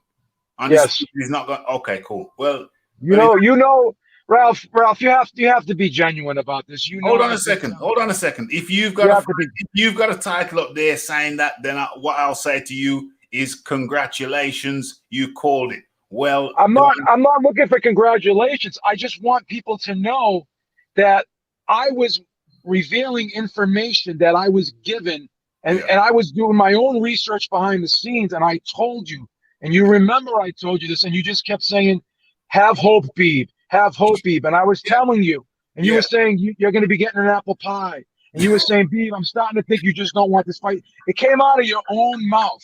I didn't say those things. I didn't say those things. That was my opinion. That is my opinion. And then I asked you on one of the shows, I said, Ralph, do you really think I do not want this unification fight to happen? And quote unquote, you said, I really think you don't. That's what you said to me. Oh, okay. You did say that to me. Okay, so if I said that to you, then that's what I believe. But how can I know that you did want it to happen? How can you prove it? You can't prove it. You can't prove you wanted it to happen. You can't prove you want it to happen. Well, all I can do is tell you that I did want it, and it's your decision to believe me or not. So apparently you didn't believe me or not. Well, no. It's a matter. Well, what I'll say is this, because I'm a man of negotiation. I'm a man of negotiation and concession. If you did want it to happen, then all I can say is sorry that it didn't happen, because that's all I can say to anybody who wanted it to happen, like myself. Well, I'm sorry that it didn't happen. Well, can we at least come to the agreement that I was saying the things that I said based off of the research and information that I had, not because I didn't want it to happen? Can we at least agree on that? Well, I have to accept your word on that, don't I, Beep? I have to accept your word. But again, the evidence supports me because I predicted even the arena the fight was going to be in. Remember I told you Bob Arum does not want to do this fight next. He wants to put Wilder Fury 3 in Raiders Stadium when it's fully open. Okay, so will you concede? Will you concede? Will you concede that a madman from off the road could have made certain judgments and came to that conclusion? Will you concede? But no one. But I was the only one that said it months ago, and people were while everyone else was sitting on the fence. Fight Doctor can confirm it. Fight Doctor can confirm it. He was on my channel. Could you confirm that, Fight Doctor? Yes, sir. Yes, so sir. All I can do then is congratulate you. All I can do is congratulate you. I'm not looking for congratulations. I just want my credibility back. Well, all I can do is congratulate you on making some good calls. I'm not happy about it. I'm not happy about it. Well, what can I do? What can I do? What can I do? All I can do is congratulate you. That's the most I can do. So you're not gonna give me any type of apology for accusing me of not wanting the fight to happen when that wasn't the case. Well, there's a lot of people who don't want the fight to happen. If somebody who doesn't want the fight to happen doesn't make them a bad person. Wait, I think the only person who doesn't want the unification fight to happen is Bob Arum, to be completely honest. I'll go with that. I will tell you this. Yeah. And this is what I've been saying all along, and I'm not Monday morning quarterbacking it because people remember. I have witnesses. I have people on Twitter. I have people on YouTube. I have people on Facebook saying Joe Habib was the one to call this months ago, and he was being accused of not wanting the fight to happen. But that wasn't the case. You knew it. You had the evidence. So the thing is this. I think the master plan all along for everybody involved is let's let each of these guys have one more fight in between. Let's stall this out as long as we can until everything opens up. Ideally, this is beneficial for everybody that this unification does not happen next, because think about it. There's still a travel ban out there, right? UK fans would not be able to go to Saudi, right? There would be limited press that could go to Saudi. The fight is bigger now, having it be staged at a later date than it would have been if it actually happened. So all the promoters, and the fighters themselves, everybody wins here except for the fans who wanted to have it now. Now, can I wait 6 more months and be ready for this fight then, and be excited about this fight then? Yeah, history has shown us when they drag these things out, they only become bigger. I think everybody to some degree was doing some promotion here. Was trying to create a build up. Everyone was trying to create a build up and make the interest for this fight even greater. That's the problem right there. That's the problem right there with you saying that. That's the problem right there. And the reason it's a problem is because you're trying to bring Eddie Hearn and maybe even Joshua into this solid. No, not Joshua. No, I don't bring either fighter in this, because it's not the fighters' jobs to be the promoters per se. Eddie Hearn. It's not the fighters' jobs. It's not the fighters' jobs to handle arbitration. Okay, this is why they have teams. Okay, listen. So Tyson Fury is well known for managing his own affairs. He will have a manager, but he will be in it all the way with the manager. So he'll have a front man as a manager, but he's sitting there making a lot of the decisions with his team. So everybody does that. Every fighter does that. Okay, cool. Every fighter does that. Okay, cool. So he has his front man, but no, not every fighter does that. Tyson Fury comes from a family who know a little bit about boxing, so it's a bigger thing than that. It's not just some yes man in the background. It's some people giving him real advice, not regarding what he thinks. These aren't yes men. Everybody has yes men, but a lot don't have his kind of backing with knowledge of the game. So Tyson Fury is kind of almost self-managed to an extent. So he's not your average fighter. He's more like. Hold on a second, B. Please. Hold on a second, B. Please. Hold on a second, please. I'll let you speak, my friend. Come on now. Let's have a sense of fair play. Don't get emotional. Don't get emotional. I'm not getting emotional. Come on now. It's only boxing. Hold on, boxing. It's only hold boxing. on, ease up, man, ease up. So, Tyson Fury's kind of self-managed, similar to Anthony Joshua. He's got his people around him, but he makes decisions. Canelo, the same. So Tyson Fury is not your average fighter. He's an integral part of the thing. So it's not just, I say, it's not just Bob Arum who finessed this thing, who gangstered this thing. But he knows, as well as Frank Warren knows, he can't make no decisions without Tyson Fury giving the backing, or else he'll be out. So Tyson Fury was in on it with Bob Arum, and they finessed and gangstered the thing. They knew they owed Tyson, they knew they owed Wilder a fight. They knew that, but they chose to finesse the thing, play out, knowing that they were going to have to fight him anyway. But they get to fight him by finessing this thing, by stretching this thing out. They get to fight him when the pandemic doors are now reopened, so people can get back into the stadiums. They plan to do that. That is my position. They plan to do it. Tyson Fury, they played it beautifully. They played it beautifully. They over-egged the pudding. They only made one mistake. They made one mistake, and that was, well, two. They made one main mistake, and that was Tyson Fury with that PR thing, with that thing I just showed, played. When he came, it was planned. When yeah, you call that correctly. You call that good. So that you put that out, which was some PR bull, and that's when they over-egg the pudding. That's when they over-egg the pudding. When the very next day the arbitrator comes out and says, "Hold on," says, "Yeah, you owe him a fight," but they visited him 3 weeks prior, and they made it known they'd visited him. That was their second mistake, although that happened first. So now they got the picture of them two on the plane. We're going to meet with Daniel Weinstein. And then it came out. So I thought, okay, it's a meeting, fine. But then it came out that the meeting took place at Daniel Weinstein's home. And Fury, he wasn't in no suit. He was in his Versace shirt.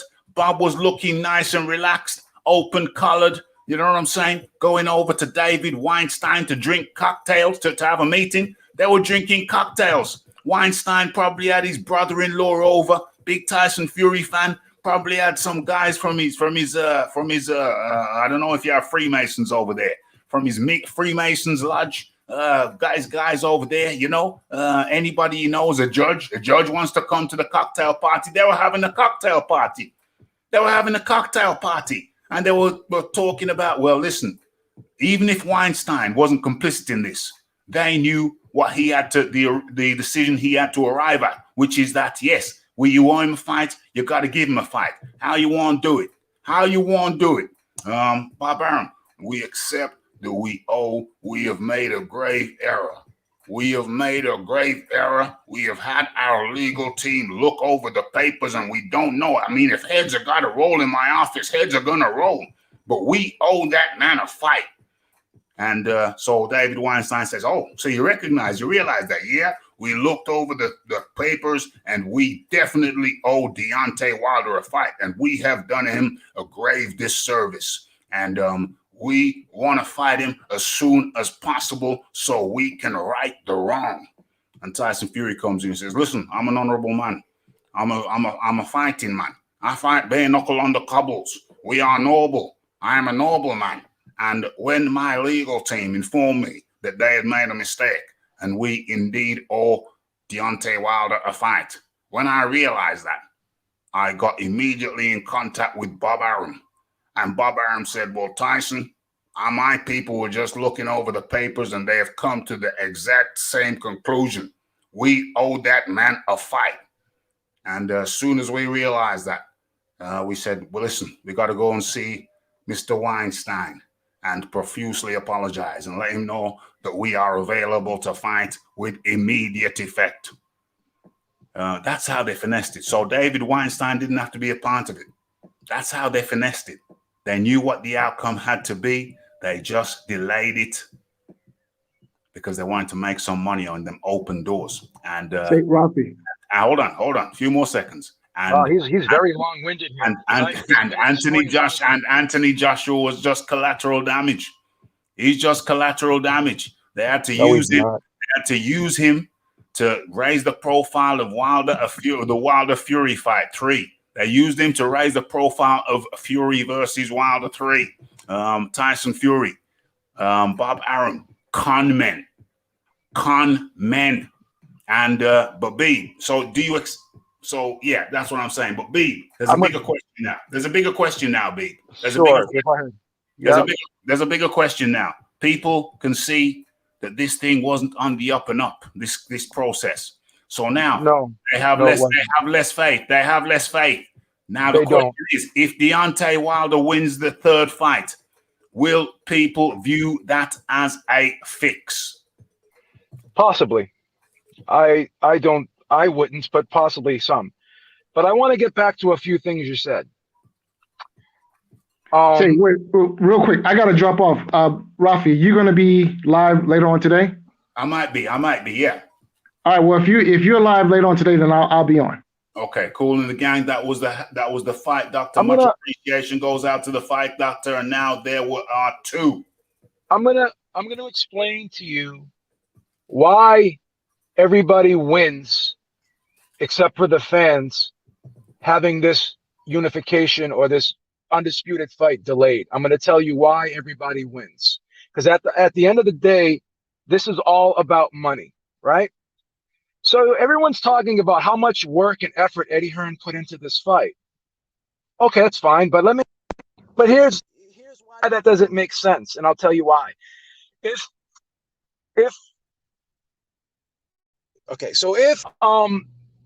Eddie Hearn was saying for the last 3 months that this fight was close to being done, right? And there was just a few minor details that had to be worked out. He was saying this like 3 months ago. So if it was almost done, then there wasn't much work left to do. So it just contradicts logic to think that he was putting in so much extra work.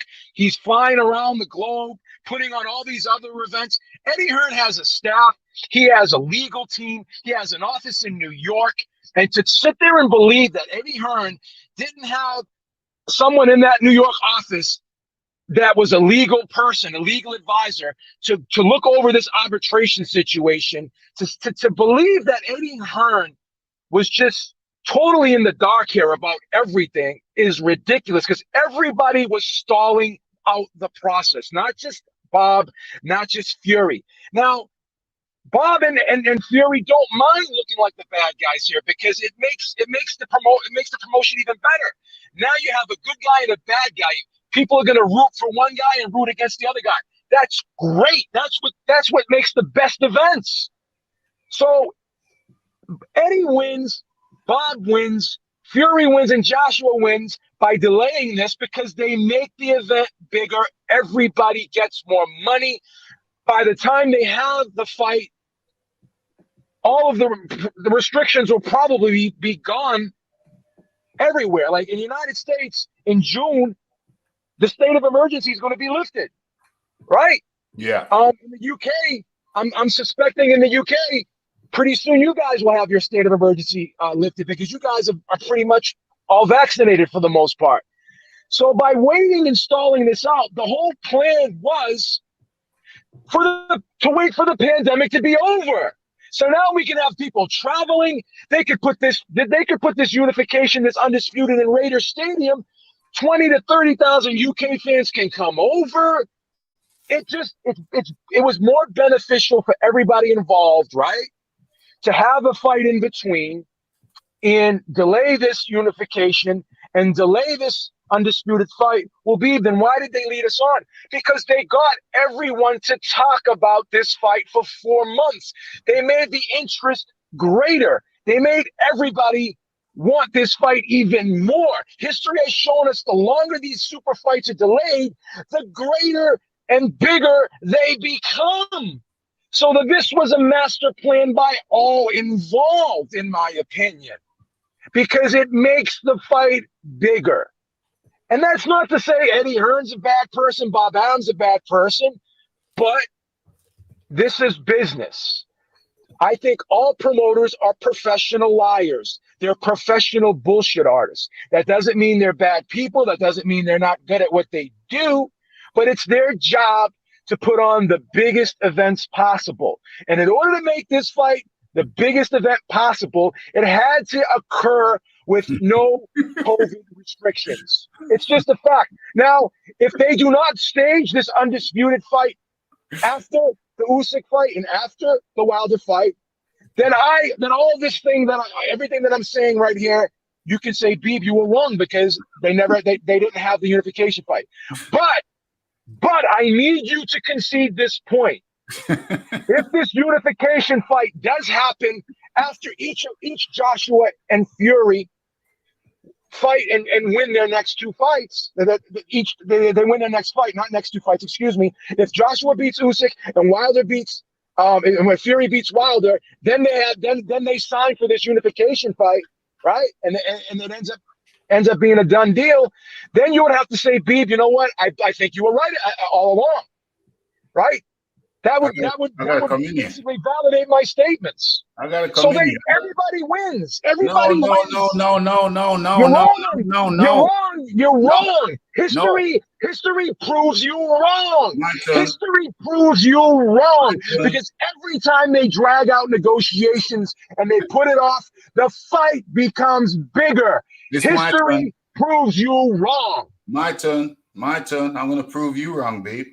I'm gonna prove you wrong. Okay. I've been right all along, and you've been wrong all along. So how can you prove me right?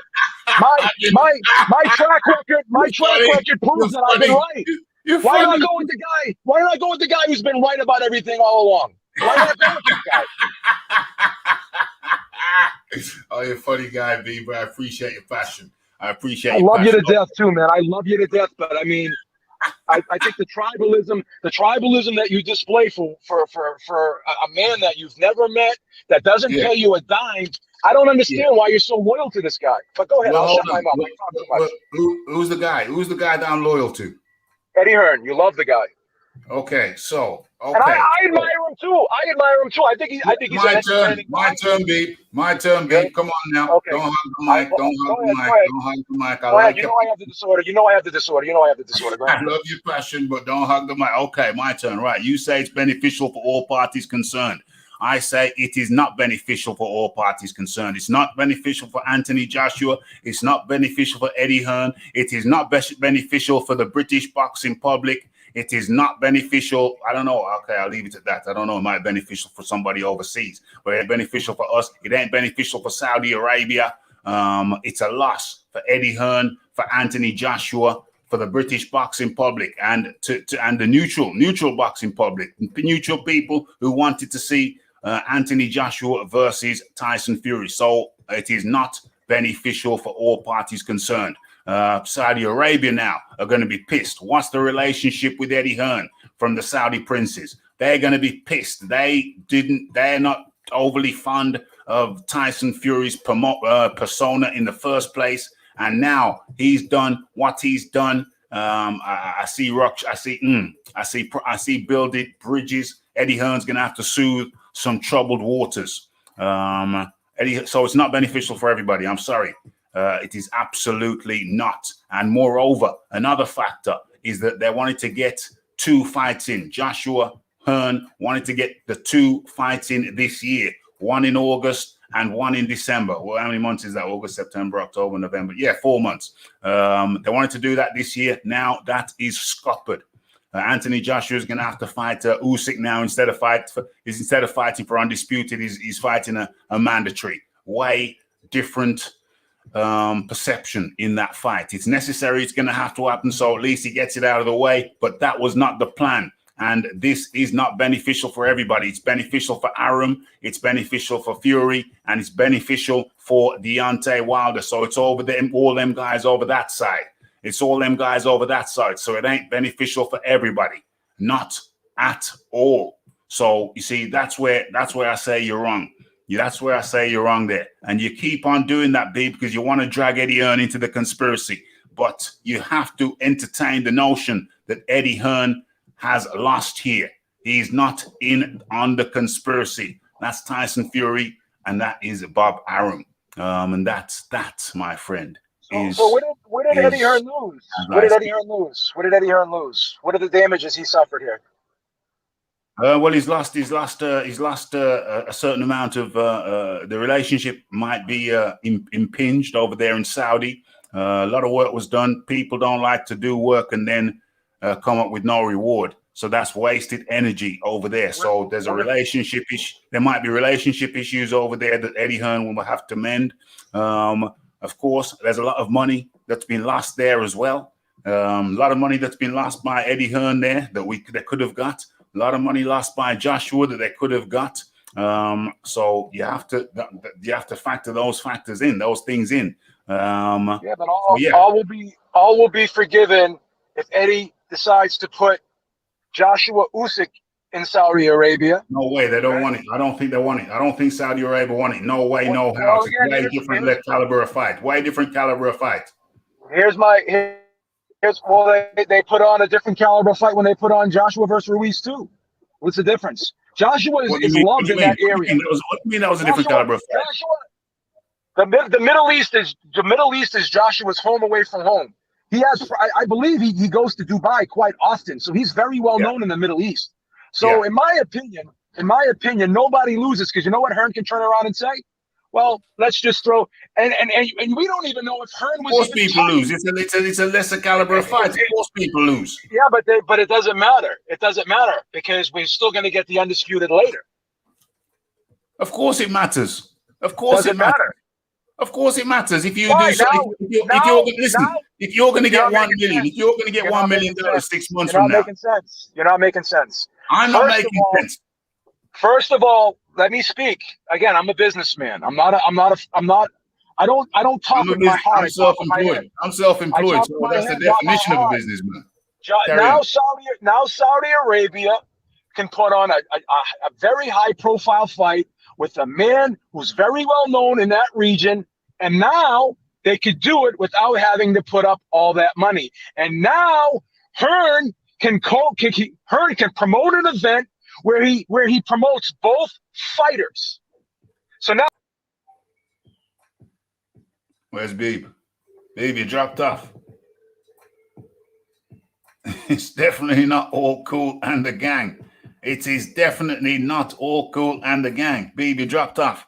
What I'm saying, my friend, is that your co-conspirators are there. Your Tyson Fury, your Bob Arum.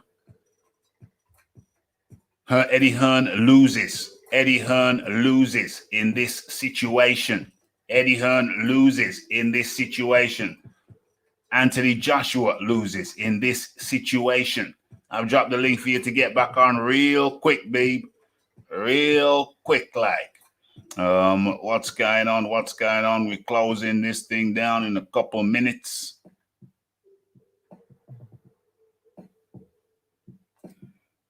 So yeah, Eddie Hearn loses, Anthony Joshua loses. So they had no benefit. They get no benefit out of this. Didn't Anthony Joshua drop some tweets? You didn't see the tweet, or do you think Anthony Joshua's in it as well? No, my friend. No, my friend.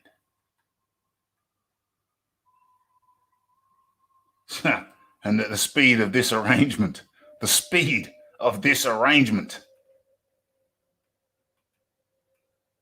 tells all. They were in on it, my friend. They were in on it. Yeah. Newsflash, Beeb. The fans have lost already. Where you at, Beeb? Where you at, bro? I got a dip in a couple of minutes. AJ versus Fury, AJ versus Wilder will never happen. Yeah, I don't think it does. They just don't want it. They just don't want it. Beef says it's going to be better later. Listen, my friend, a bird in the hand is worth more than two in the bush.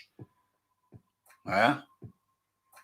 So all this later stuff, no, that's not how business works. You get it while you can get it. You get it while the going's good.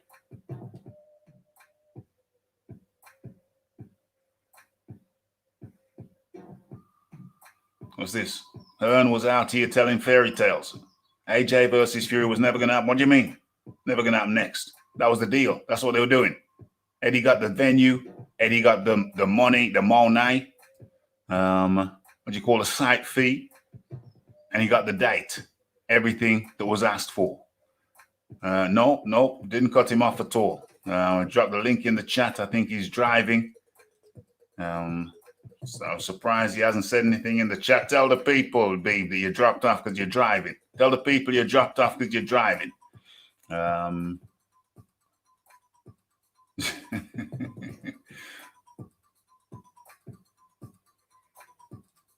Saudi with Joshua's redemption. Much bigger Joshua getting his belts back. Exacte mundo. That's the late Neblin. And don't promote Usyk now, Mao. I hate to think this is dodgy, but it looks dodgy, hey. But what worse still, if Deontay Wilder wins, it's gonna look dodgy as well. A lot of people are gonna think that was a work, unless he wins by a devastating knockout.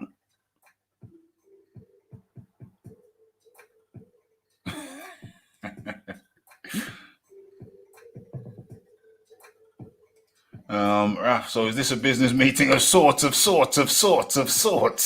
of sorts. Well, we're not selfish. We let the people in. We let the people into the business meetings.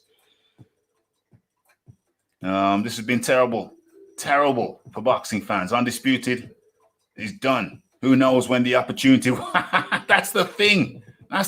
Who knows when the opportunity? Listen, a bird in the hand is worth more than two in the bush. A bird in the hand is worth more than two in the bush. Baby's back. Hold on. Let me just get through a couple of these comments. Babe, you're back.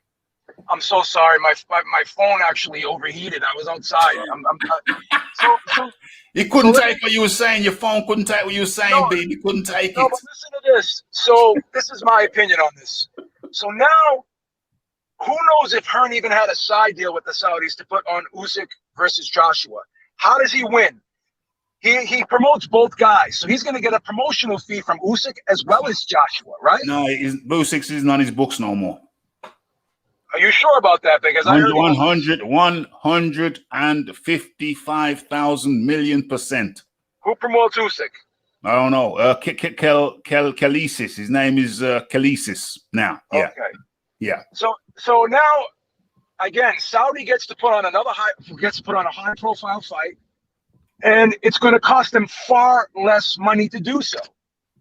So and they'll make far less money doing so. So it might not be worth their while, Beeb. It might not be worth their while. It's not every fight. How do you know they weren't losing money in the unification fight? Because they had to put up. Allegedly, they were putting up so much money. Now they can have a fight that's more in the range of Ruiz Joshua too, and it'll be much easier for them to have to come up with those funds instead of having to come up with the funds for the undisputed. Correct?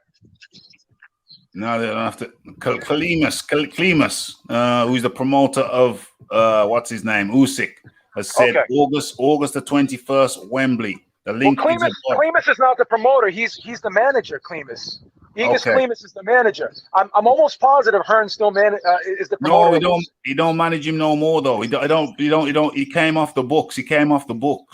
So what did he have? Like a limited fight deal with him? Is that what you're saying? Yeah, he always has limited fight deals with people. They sign people up for a limited amount of time. But I bet you Hearn would sign him for another 2-fight deal, and I bet you Hearn would be the lead promoter in this event. He would be able to run the whole show, in my opinion. Okay. Right? So what are you saying, B? What are you saying? What's your ultimate point? Hey, what's happening? I just put the shit over your brother. Thank you. Okay, so my point is this. Hearn gets to put on an event where he's in total control, right? And I have a feeling, and again, this is my suspicion, that he would probably have Usyk for 1 or 2 fights. Just do it because Hearn does a lot of short-term promotional deals, right? Yeah. You've seen him do that with fighters. Yeah.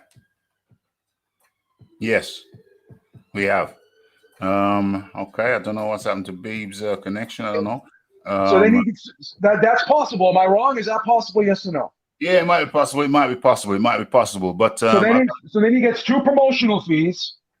He's staging another big fight, and again, Ralph, The light at the end of the tunnel is this undisputed fight could always be next. So both guys, I think Joshua and Fury have pretty decent paydays ahead of them with Joshua at Usyk and Fury at Wilder, and they have relatively easier fights that I feel comfortable in saying that they're both each going to win. I think Fury's going to beat Wilder again, and I think Joshua's going to beat Usyk. I just think that too many ifs and ands, too many ifs and ands, and well, that's why boxing is too full. many ifs and ands, too many ifs and ands. Hold up, boxing is full of ifs and ands, right? Too many ifs and ands. A bird in the hand is worth more than two in the bush. You can't say forget about this situation. This whole Saudi deal had too many ifs and ands about it. Right? But he made it. He made it though. He made it. He got the date, he got the venue, he got the site fee. The contracts were not signed. It's not done, Ralphie. It has to be signed, and both fighters have to agree, and it has to be a Tyson Fury agreed. He told you he agreed. He came out and he told you I agree. He did not sign. He did not sign. You and I can make an agreement right now that I'm going to buy you a Lamborghini. I promise you, Ralphie. If I don't put it in writing, I am not bound to buy you that Lamborghini. This is basic business economic sense. That's just it. Krasuk is Usyk's promoter. He has a promoter. He has a promoter. Okay, my turn now. My turn now. A bird in the hand's worth more than two in the bush. Ifs and ands don't cut it. They had the bird in the hand. So Eddie Hearn, Anthony Joshua have lost out, B. They've lost out. You got to face it. They're upset. They're upset. They're angry. They're upset. They're angry. No, they've lost out. They have lost out. They have lost out. Hearn's not mad. Anthony Joshua is peed off. He's lost out, my friend. You got B. I need you to acknowledge that Anthony Joshua has lost out. I need you to acknowledge that. No, he hasn't. Because he can. So let me ask you this. Beeb, stop doing this. Don't do this, Beeb. Well, you can see. Don't do this. Again, Ralph. There's too much knowledge here, bro. There's too much knowledge. It's too much. There's too much knowledge here, bro. 40 years of experience. Oh, my gosh. 40 years of experience. Oh, my gosh. Beeb, please. 40 years of experience. You're talking about the knowledge, but where is the logic? I was right about everything, down to the arena where Wilder Fury 3 was going to be held. And I'm still being questioned. Why am I still being questioned here when you were wrong about everything and I was right? I was wrong about everything. I was wrong. I was not wrong about everything. You guaranteed me this undisputed fight was going to happen, and I told you. I never guaranteed you that. I never guaranteed you that.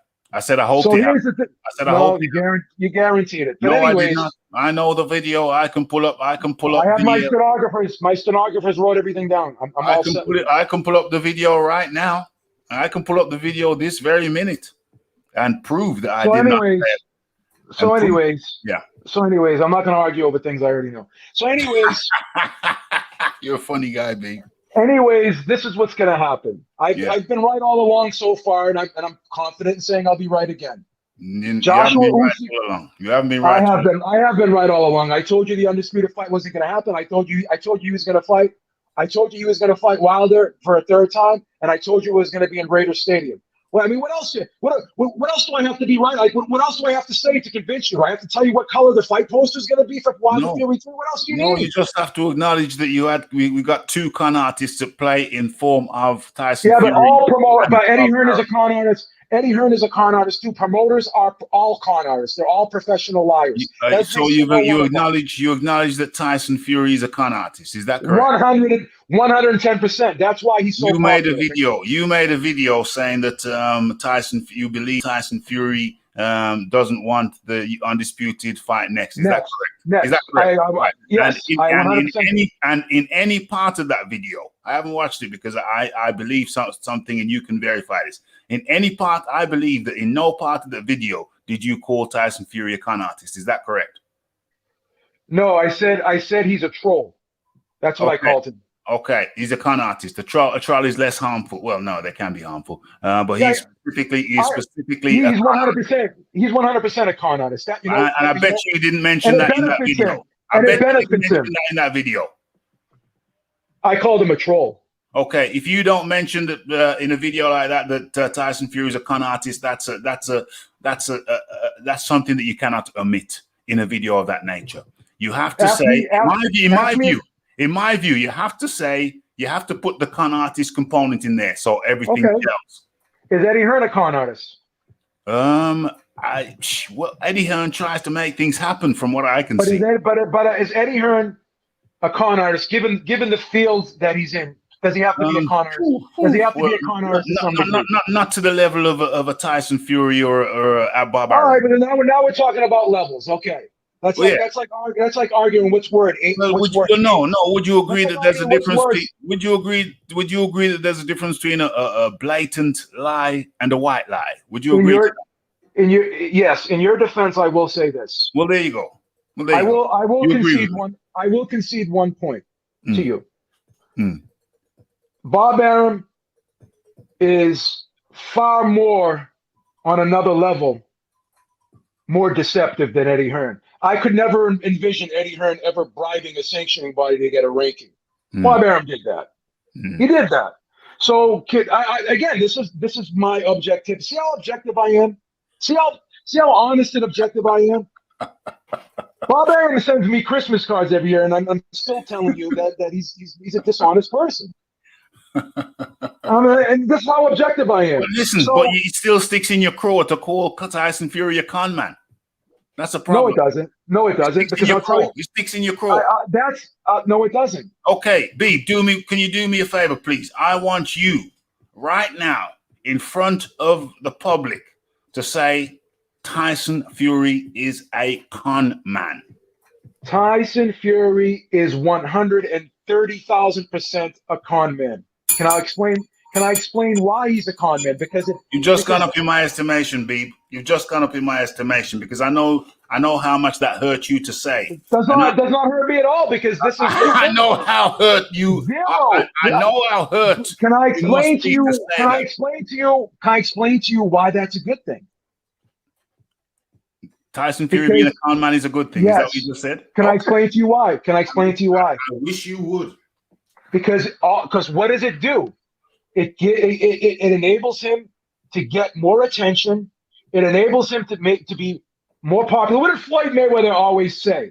I don't care if you love me or you hate me. If you give me good press or bad press, just give me the press. Because guess what? As long as you talk about me, you're putting my name out there. Tyson Fury, Bob Arum do not give a flying fuck what you or I think of them. When they're cashing their checks at the end of the day, when they're freaking living in their multi-million-dollar houses and going out and eating freaking lobster dinners, they don't give two fucks about what you and I think about them. They don't. Oh dear. Now let me ask you this. Why so emotional? Can you concede? I have a disorder. I'm crazy. You already know that I'm fucking. I'm nuts. I'm emotional. I go to therapy once a month. I mean, I already told you. Well, I used to go to therapy. I kind of stopped right now. I feel as though I'm in a better place. But you already know. I've already admitted to you that I'm certifiable. I've never denied that. But anyways, let me just say this. Now, can you concede that Eddie Hearn is to some degree a bullshit artist as well? Yeah. Any promoter to some degree. This is great. Hold on. This is great. Let me finish my sentence. Let me finish my sentence, please. Any promoter must have an element of BS about them. I am so happy. I have grown. You gotta be slick. You gotta be slick with the tongue to be a promoter. But the difference between Eddie Hearn and Bob Arum is that Bob Arum is an outright shyster. I want to thank John Daly for clearing up the promotional situation with Usyk. I was not aware of that, and I concede that I concede my point about Eddie Hearn being the promoter. And that damages your argument, and sways the argument towards Eddie Hearn not benefiting. I'll tell you why it doesn't damage my argument, because It Eddie must Hearn do. will. If it was a pillar of your argument and it's now it's not No, there, because it damages your argument. It's just Eddie, logical, man. wow, he's talking over me, guys. Look at this. He's afraid. He's afraid of the. He's afraid of the knowledge of the beef. He can't. He wants. He wants to suppress. He wants to suppress the knowledge of the beef. Can we also concede that Eddie Hearn will run that show? Matchroom will run that show. Which show? When Joshua fights Usyk, Yeah. Matchroom's going to run that show, correct? Yeah. Thank you. Yeah. So They don't compensate for losing out on all that undisputed money. Well, they're going to get it after, though. They're going to get it after in the next fight. So what difference? No. There ain't no. You can't work like that. A bird in the hand's worth more than two in the bush. You don't know what tomorrow brings, so you take it now. A bird in the hand's worth more than two in the bush. Yeah, but everybody takes calculated. Wild pigs drink at the first water hole. What is life all about, the first water hole. Ralph, what is life all about? Life's all about taking risks, calculated risks. Yeah. There's always a risk. There's always a risk, and there's also taking the bird in the hand rather than hoping for the two in the bush. So you don't delay things; you take it while it's there. You take it while it's there, and that's why your argument, Beeb. I'm sorry, your argument doesn't stand up because you can't wait for something. You got to take it now. No, you got to take it now. We don't know. We don't even know. We don't even know. Oh my God. We don't know what's going to happen. You can't be predicting tomorrow and say we get it tomorrow. You can't do that. You get it today. Is Joshua going to beat Usyk? Yes or no? In your opinion? I hope so. Nothing is a given to me. In your opinion, all right. Who you picking to win that fight? Joshua? Anthony Joshua. It's what I think will happen, but I don't know it's going to happen. Therefore, once again, it's dangerous. It's dangerous to expect things in the future. Fair enough. All right. Who do you think is going to win? Fury or Wilder? Who do you think? I think Fury's going to win, but I could also see Wilder knocking him spark out. So if we once again, you can't be thinking about pie in the sky. If it's not in your hand, it's pie in the sky. Would it be fair to say that each man's opponent is a calculated risk? Well, yeah. It's a calculated risk. Yeah. So get it while you can. If we were to take a poll, would you agree that maybe 80% would think Fury's going to beat Wilder and 80% think that Joshua's going to beat Usyk? I'll go with 75%. Okay. For both. So that's over. That's a calculated risk. That's a pretty calculated risk that didn't have to happen. But again, let's go down history. When Tyson fought Holyfield many years later, right? Was it bigger when they fought, or would it have been bigger if they fought when it was originally proposed? Yes or no? Say that again. So Tyson and Holyfield were supposed to fight in 91. Yeah. They ended up fighting in 99. Yeah. Was the fight bigger in 99 than it would have been in 91? Yes or no? I don't know, because Tyson went to prison. Tyson went to prison. It might have been bigger in 91. The fight was one of the highest grossing fights in the history of the sport. Okay. Who's to say that wouldn't have been the same in 91? You don't know.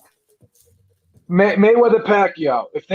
When that fight was first proposed, each man was offered a $25 million guarantee. That got bigger later. Financially, skill wise, different matter. Tyson Lewis, did that become a bigger fight? Yes. Lewis. Come on now. Everybody's upset that fight didn't happen way earlier. Come on now. It doesn't matter how we feel, because the fighters and the promoters don't care how we feel. All they care about is if we buy tickets. That's what they care about. Mm-hmm. They don't care how we feel, right? Nobody fights for the fans. They fight for money. Let's be real about it. Okay, so check it out then. So if there were more on my side, history's on my. Leonard Hagler. Look how big Leonard Hagler got. That was another fight that took like 4 years to make. Listen, Beeb, that's not what the boxing public want. You're talking like a promoter. The boxing public want that fight now. Talking like a businessman. I'm talking like a business. Okay, I'm self-employed. That's the definition of a businessman. So I can see that. The people want the fight now. You're talking like a businessman. You're omitting the fact that the people have been robbed and feel aggrieved. I agree with that. That's fine. So So look at this scenario here. Do you not think that they could have already got the AJ Usyk fight done some time ago. AJ Usyk could have fought if there were honesty and transparency from the Bob Arum side. That's 100%. That's a 100% accurate statement by John. And Daly. moreover,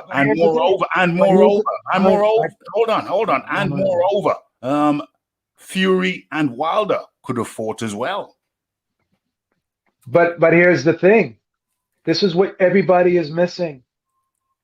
By delaying it and having the COVID restrictions being removed across the world, each man, now when they fight, when Fury fights Wilder and Joshua fights Usyk, they will be fighting with no COVID restrictions. So then each fight becomes bigger than if they were to fight each fight during COVID restrictions.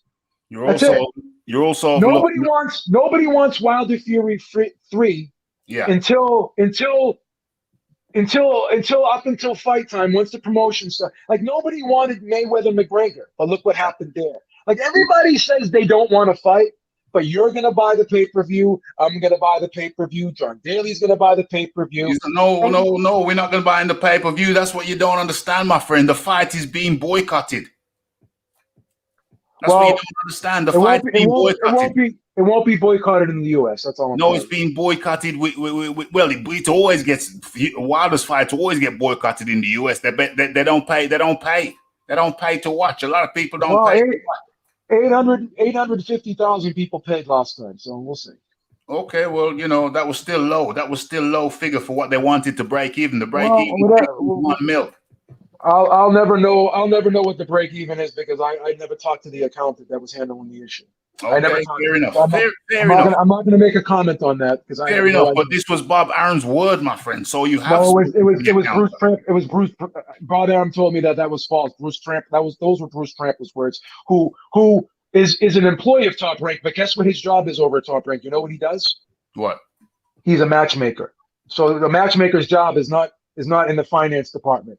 You think he pulled that figure out of his ass, or do you think it's more likely that he knew that to be the figure? Honestly, yeah, I think he pulled the figure out of his ass. To be honest. Okay, I say on a logical basis.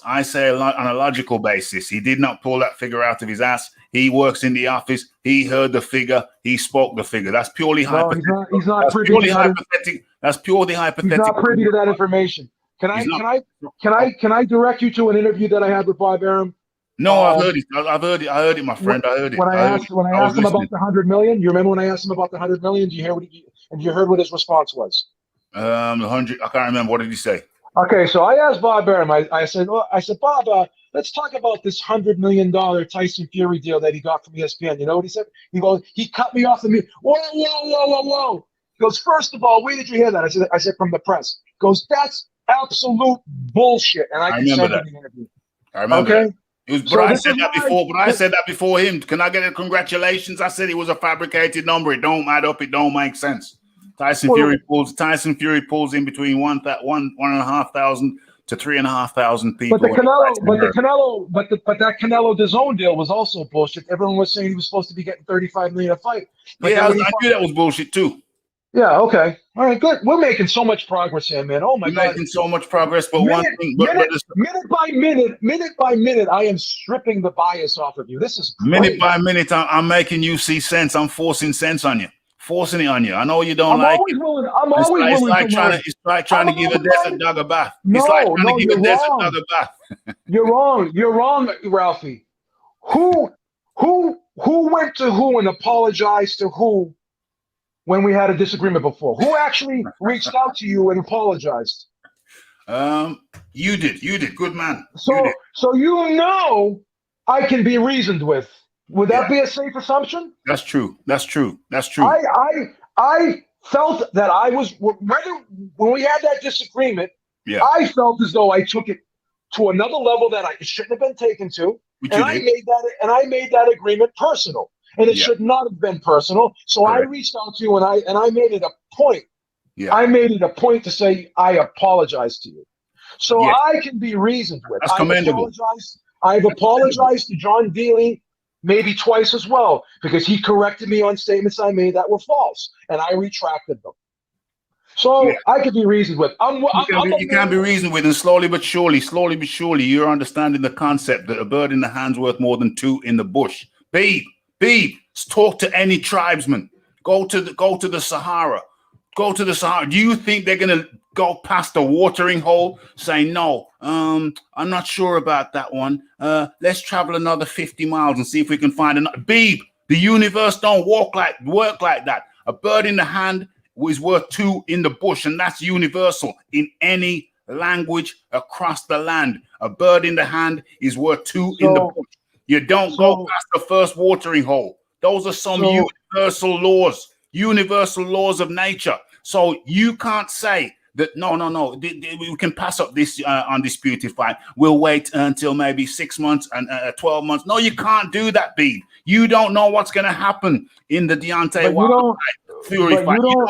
You don't know what's going to happen in the Anthony Joshua versus Usyk fight. We think we know, but we don't know. That's why a bird in the hand is always worth more than two in the bush.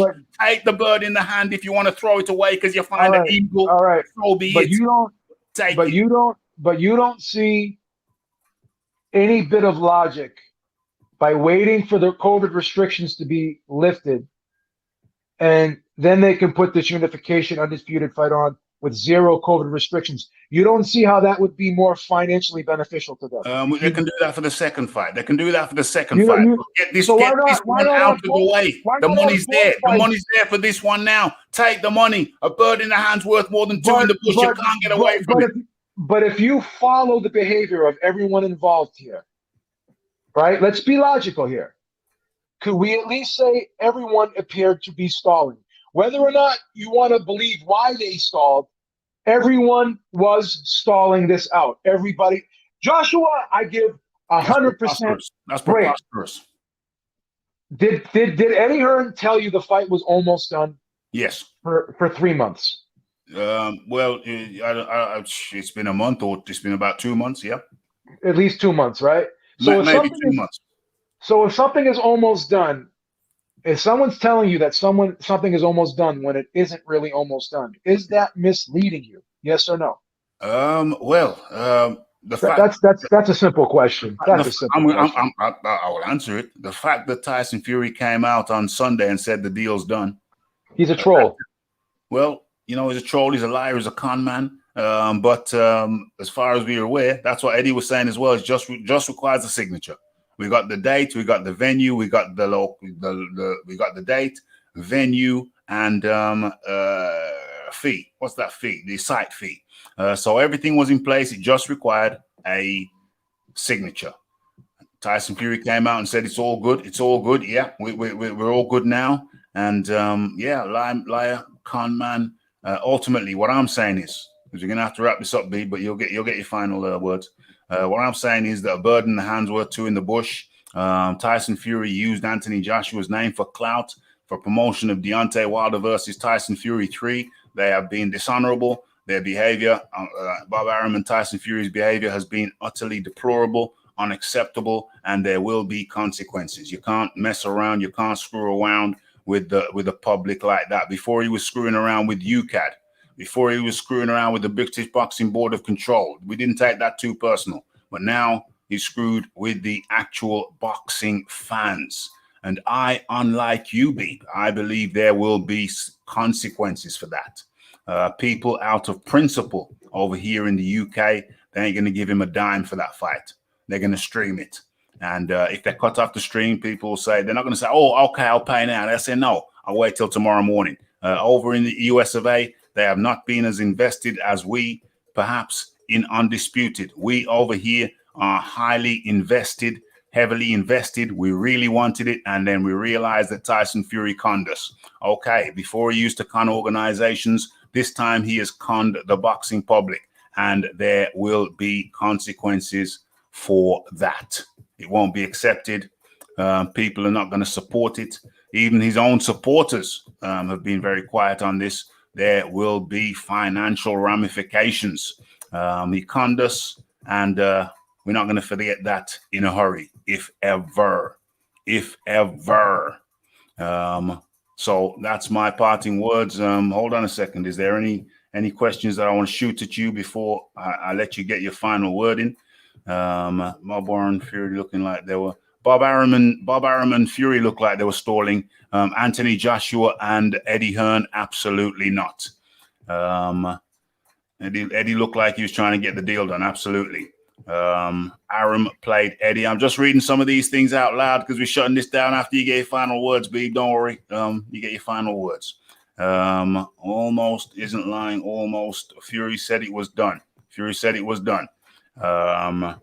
To the best of his knowledge, it was almost done. How do we know Bob and Fury were never going? How do we know? How do we? Oh my God. Anyway, sorry, Blonde's promo. I haven't got time to dissect that. Nice answer, Rafi. Cool. Where are we? Texas or Florida, Joe? I think Joe's a New York guy. No, he's asking where I think where I think the undisputed fight's going to be.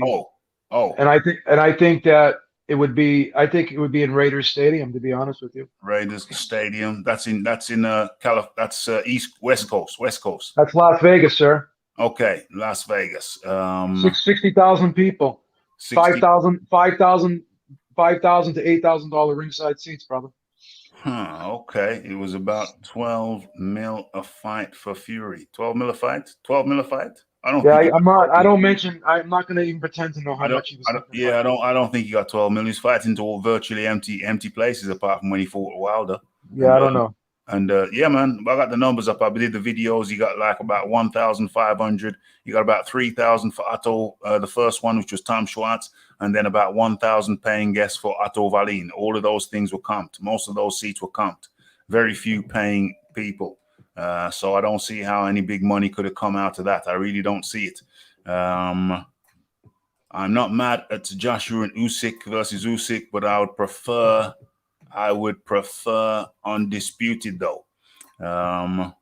We are not going to buy Wilder versus Fury. Make that very, very understand that, B. We're not buying it. Absolutely out of principle. Now, remember, I bought a ticket for the first Fury in the Wilder fight. I bought a ticket, but when I saw that the undercard, I bought a ticket early. When I saw the undercard, I sold the ticket. The undercard was absolute crap. When I saw the location, that it was in California and not Vegas, I thought, oh, that's crap. That's bad. When I looked at the map and saw that the amenities weren't really there, it had to be Vegas, but they had it in California. Once again, that was some BS marketing. That was terrible. You ever been to Vegas? Have you ever been to Vegas before? I've never been to Vegas, but I know that's where it should have been. You would absolutely love when I'm in Vegas, man. Yeah, I feel like Superman. You know when Superman he gets his energy from the yellow sun. Yeah. And if you take him away from the yellow sun and you put him in a red sun, he loses his powers. Mm-hmm. When I get off the plane at McLaren Airport and I step foot on Vegas, yeah, I feel like Superman being energized by the yellow sun, man. My superpower is just I love Vegas. Vegas is like a dream. It's a dreamland. That's where it should have been. When I looked at the map of California, realized what I'd done, and then the accommodation, it was terrible. It was terrible. Everything John is saying. Well, you know why the weather in Vegas is beautiful? Because even if it's 110 degrees, it's a dry heat. It's not humid, so you don't feel it. You don't feel it. You don't feel it's a dry heat, Ralph. It's very dry. Everything John Daly is saying is 100% accurate. But again, the numbers are what the numbers are. That's just it. These guys do things for a reason. They're not stupid. Well, listen, B. Everybody wants what? Nobody wants Wilder Fury 3. And that's fine. I'm not here to sell Wilder Fury 3 to you. That's not my intention. It's not what I'm doing. I'm just telling. Why do fans accept that fights should build? Why should we wait literally for years? I'm not accepting anything. I am making observations of what I've seen in the history of the sport. Okay, B, do you accept that this is why boxing is on the downslide? Because fights that I don't think boxing's on the downside. Fights that should be made don't get made for years, if ever. Do you think I don't think boxing. Do you think that's a negative to the sport? Yes. Okay. From a fan's perspective, yes, they don't give a fuck because all they care about is making money. The powers that be in the sport of boxing. Please stop swearing, please. You know it's a no Oh, swearing. okay. You don't like swearing. I didn't know that offended you. I No apologize. problem. No problem. Yeah, Okay. I'm from Boston. This is how we talk in Boston. Well, that's how we talk over here as well. But I'm a big believer in that you should have a safe space where you can turn off the rap music and just listen to people talk. And I will accept those terms. Yeah, it makes a refreshing change. I'm in your house, so I'm gonna have to abide by your rules.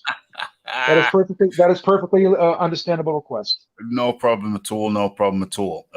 Okay, so you know something, I'm looking for one last question that people have asked that want you to address. Okay, let's go with the John Dealey. So does B, do you think that Wilder Fury is going to do well? I think it's going to do phenomenal. Wow. And I'll explain to you why. I'll explain to you why after. Okay. Yeah. So yeah. So let me just start by saying this. Yeah. I hear you use words like honor. Yes. I hear you use words like dignity. Yes. Given this sport's history, can we agree that there's a lot of absence yes. of honor, of yes. dignity? Yes. And can we also agree that people who are accused of not having honor, people who are accused of not having dignity, yeah, it really does them no damage. They sleep like babies at night, knowing when they go to bed in their silk sheets, when they're living in their multi-million-dollar mansions, when they're cashing their multi-million-dollar checks, do they care about things like honor? Do they care about things like dignity? Do they care about things like what's right for the fans and what's not right for the fans? Do they actually care about how people or what people think about them? Do they? No, they do not. So now what people should do and how they should feel and how they should act and what they do, because what most people do is they only have their own self-interest at heart. Okay? So most people do what they feel is beneficial to them. And they don't, by nature, men are selfish creatures. Yeah. Human beings are very selfish creatures. Can we agree on that? Yeah. So when I say these things, like the fight's not going to happen, that doesn't mean I don't want the fight to happen. If I'm a meteorologist and I tell you it's going to rain out tomorrow based off of the information that I have, right? Doesn't mean I want it to rain tomorrow. I'm just telling you, based off of the information I have, what's going to happen, what my projection is. So again, I'm going to stand on my opinion. Everybody here wins except for the fans. Now, if you want to disagree with that, that's perfectly your right. I'm not here to try to change anybody's mind. I'm only here to state my position on why I believe what I believe. Eddie Hearn and Joshua don't win, but carry on. Now, as I said, and I'm going by history, every time fights have been built up, that every time fights have been delayed, they've always become bigger financially, and the interest for the fight grows. Yeah. Now you're asking me about Tyson Fury. I just have to say that Marion G likes you. Okay. She's a female. Oh wow, that's very good to know. Okay, so now people are they want to ask me questions about why they do this, why they do that, and how this works out in the end, beneficial to everybody involved. So I'm going to be honest. Yeah, you want me to tell you that Bob Arum's probably the least ethically sound promoter out there. He's got probably the worst moral compass out of all the promoters in the history of the sport. You could put him and Don King right there together with each other in terms of that. This is a man who once said, put the Hispanics and the African Americans in the ring, let them beat the shit out of each other, and at the end of the day, we collect the money. So that tells you right there the character of the man's soul. He said those things. Yeah. Right? Hmm. So again, I'm just telling you the reality situation. I apologize for being long-winded on this. I'm just going to get to the point. At the end of the day, I'm going to stick to this. I think they was all stalling out because they wanted to maximize the revenue that they could get for this undisputed fight. And I think by doing that, the state without COVID restrictions.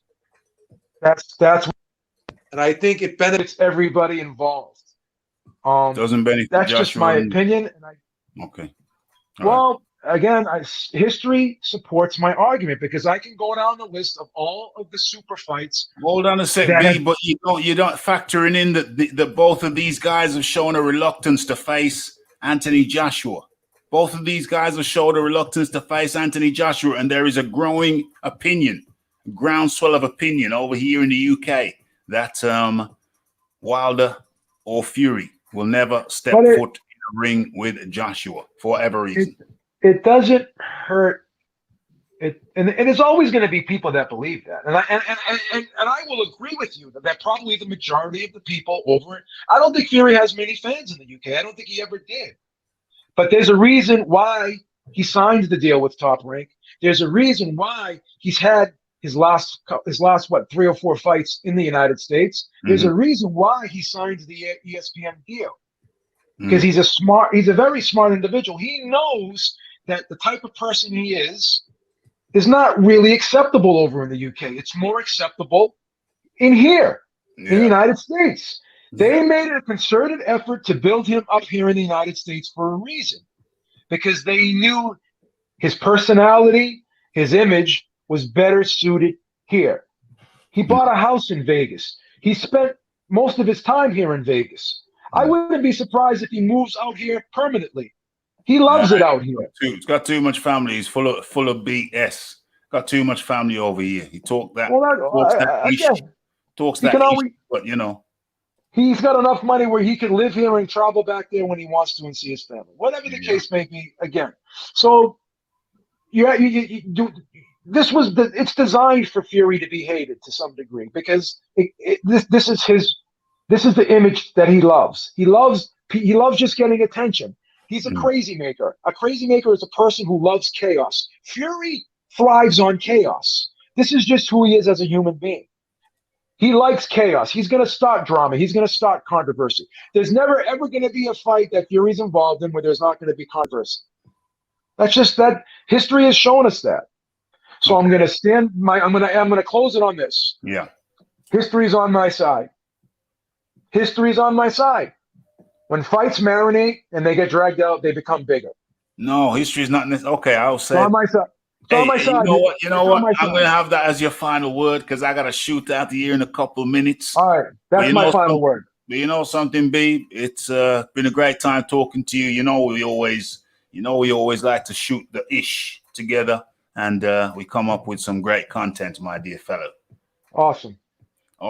And that was the Beeb who took time out of his day to come and join us. So all I can say is shout out to the Beeb.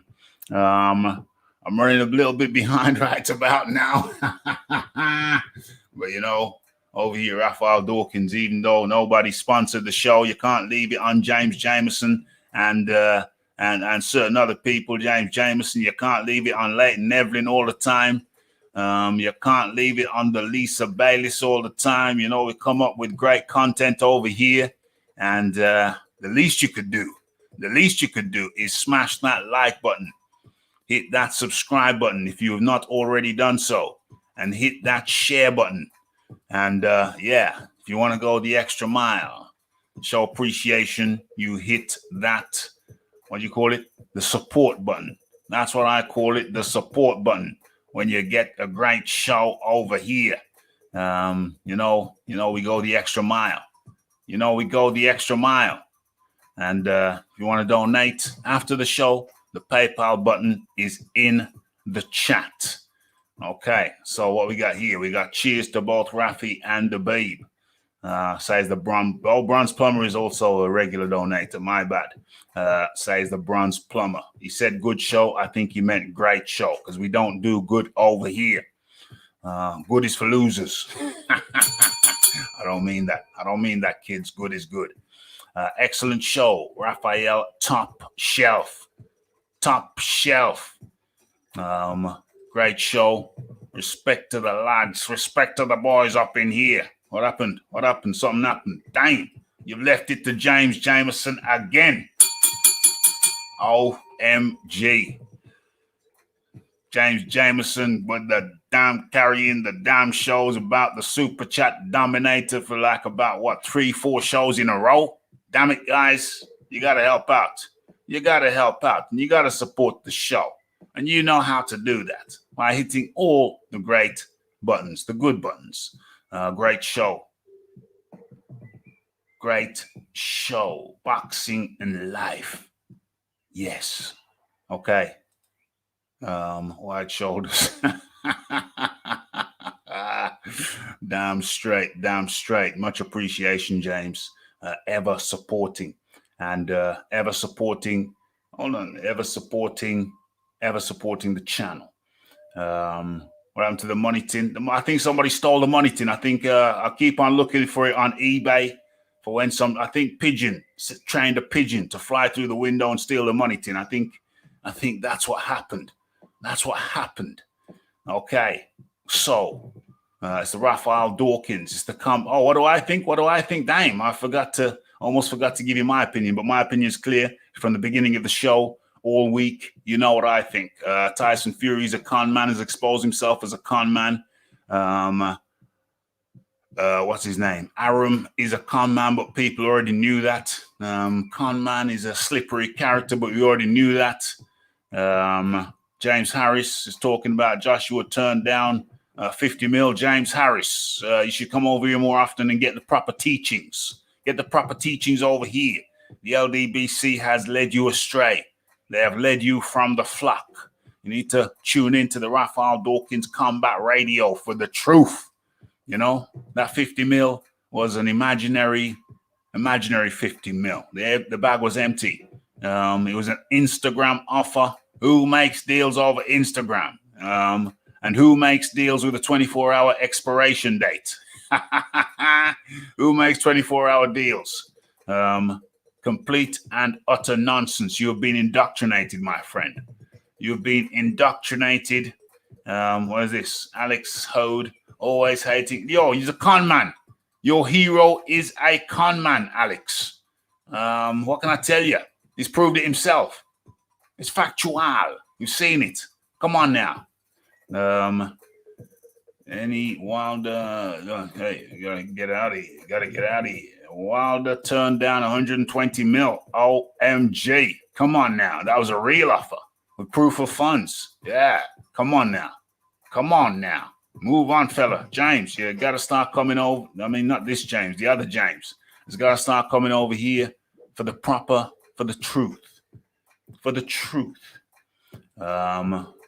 What's this here? Hey, what? Didn't I just see something that disappeared? Where is it? I saw something that disappeared in front of my eyes. How is that even humanly possible? Great show, Rafi. Hey, much appreciation to everybody who jumped on the panel. This went twice as long as I had expected. OMG. Twice as long as I had expected, but you know, when you got people who want to talk about the shizzle, you know, you gotta make some time. Okay. So me, I think Tyson Fury's a con man. Bob Arum's a snaky fella. Got snake skin. And this is what happens. They finessed the whole thing. They finessed the whole, the arbitration process, the mediation process. They knew they owed Deontay Wilder a third fight, but they stalled it out. A financial gain. And then pretended they wanted undisputed and messed up. They messed up the undisputed, messed up everybody's hopes, pretended they wanted it when they didn't really want it. I used to like Fury. No forgiveness after robbing us of undisputed. You know how long we've been waiting for this shiznix? Mariam G says it really well. It's not hate on Fury, just looking at factual events and making a non-fanboy opinion. OMG. OMG. I couldn't have put it better myself. Could not have put it better myself. Okay, I'm finally out. It's the Raphael Dawkins. It's the Combat Radio. It's the like. It's the subscribe. It's the comments. It's the shares. And OMG.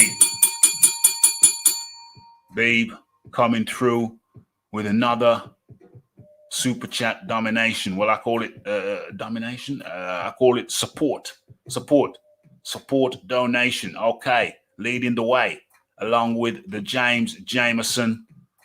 Fantastic stuff. It's the Raphael Dawkins. It's the Combat Radio. It's the comments. It's the shares. And it is the hitting that bell icon to stay updated with news and notifications. And don't forget about the live show. Don't forget to follow me on Twitter. It's the Raphael Dawkins. It's the Combat Radio. And I'm out.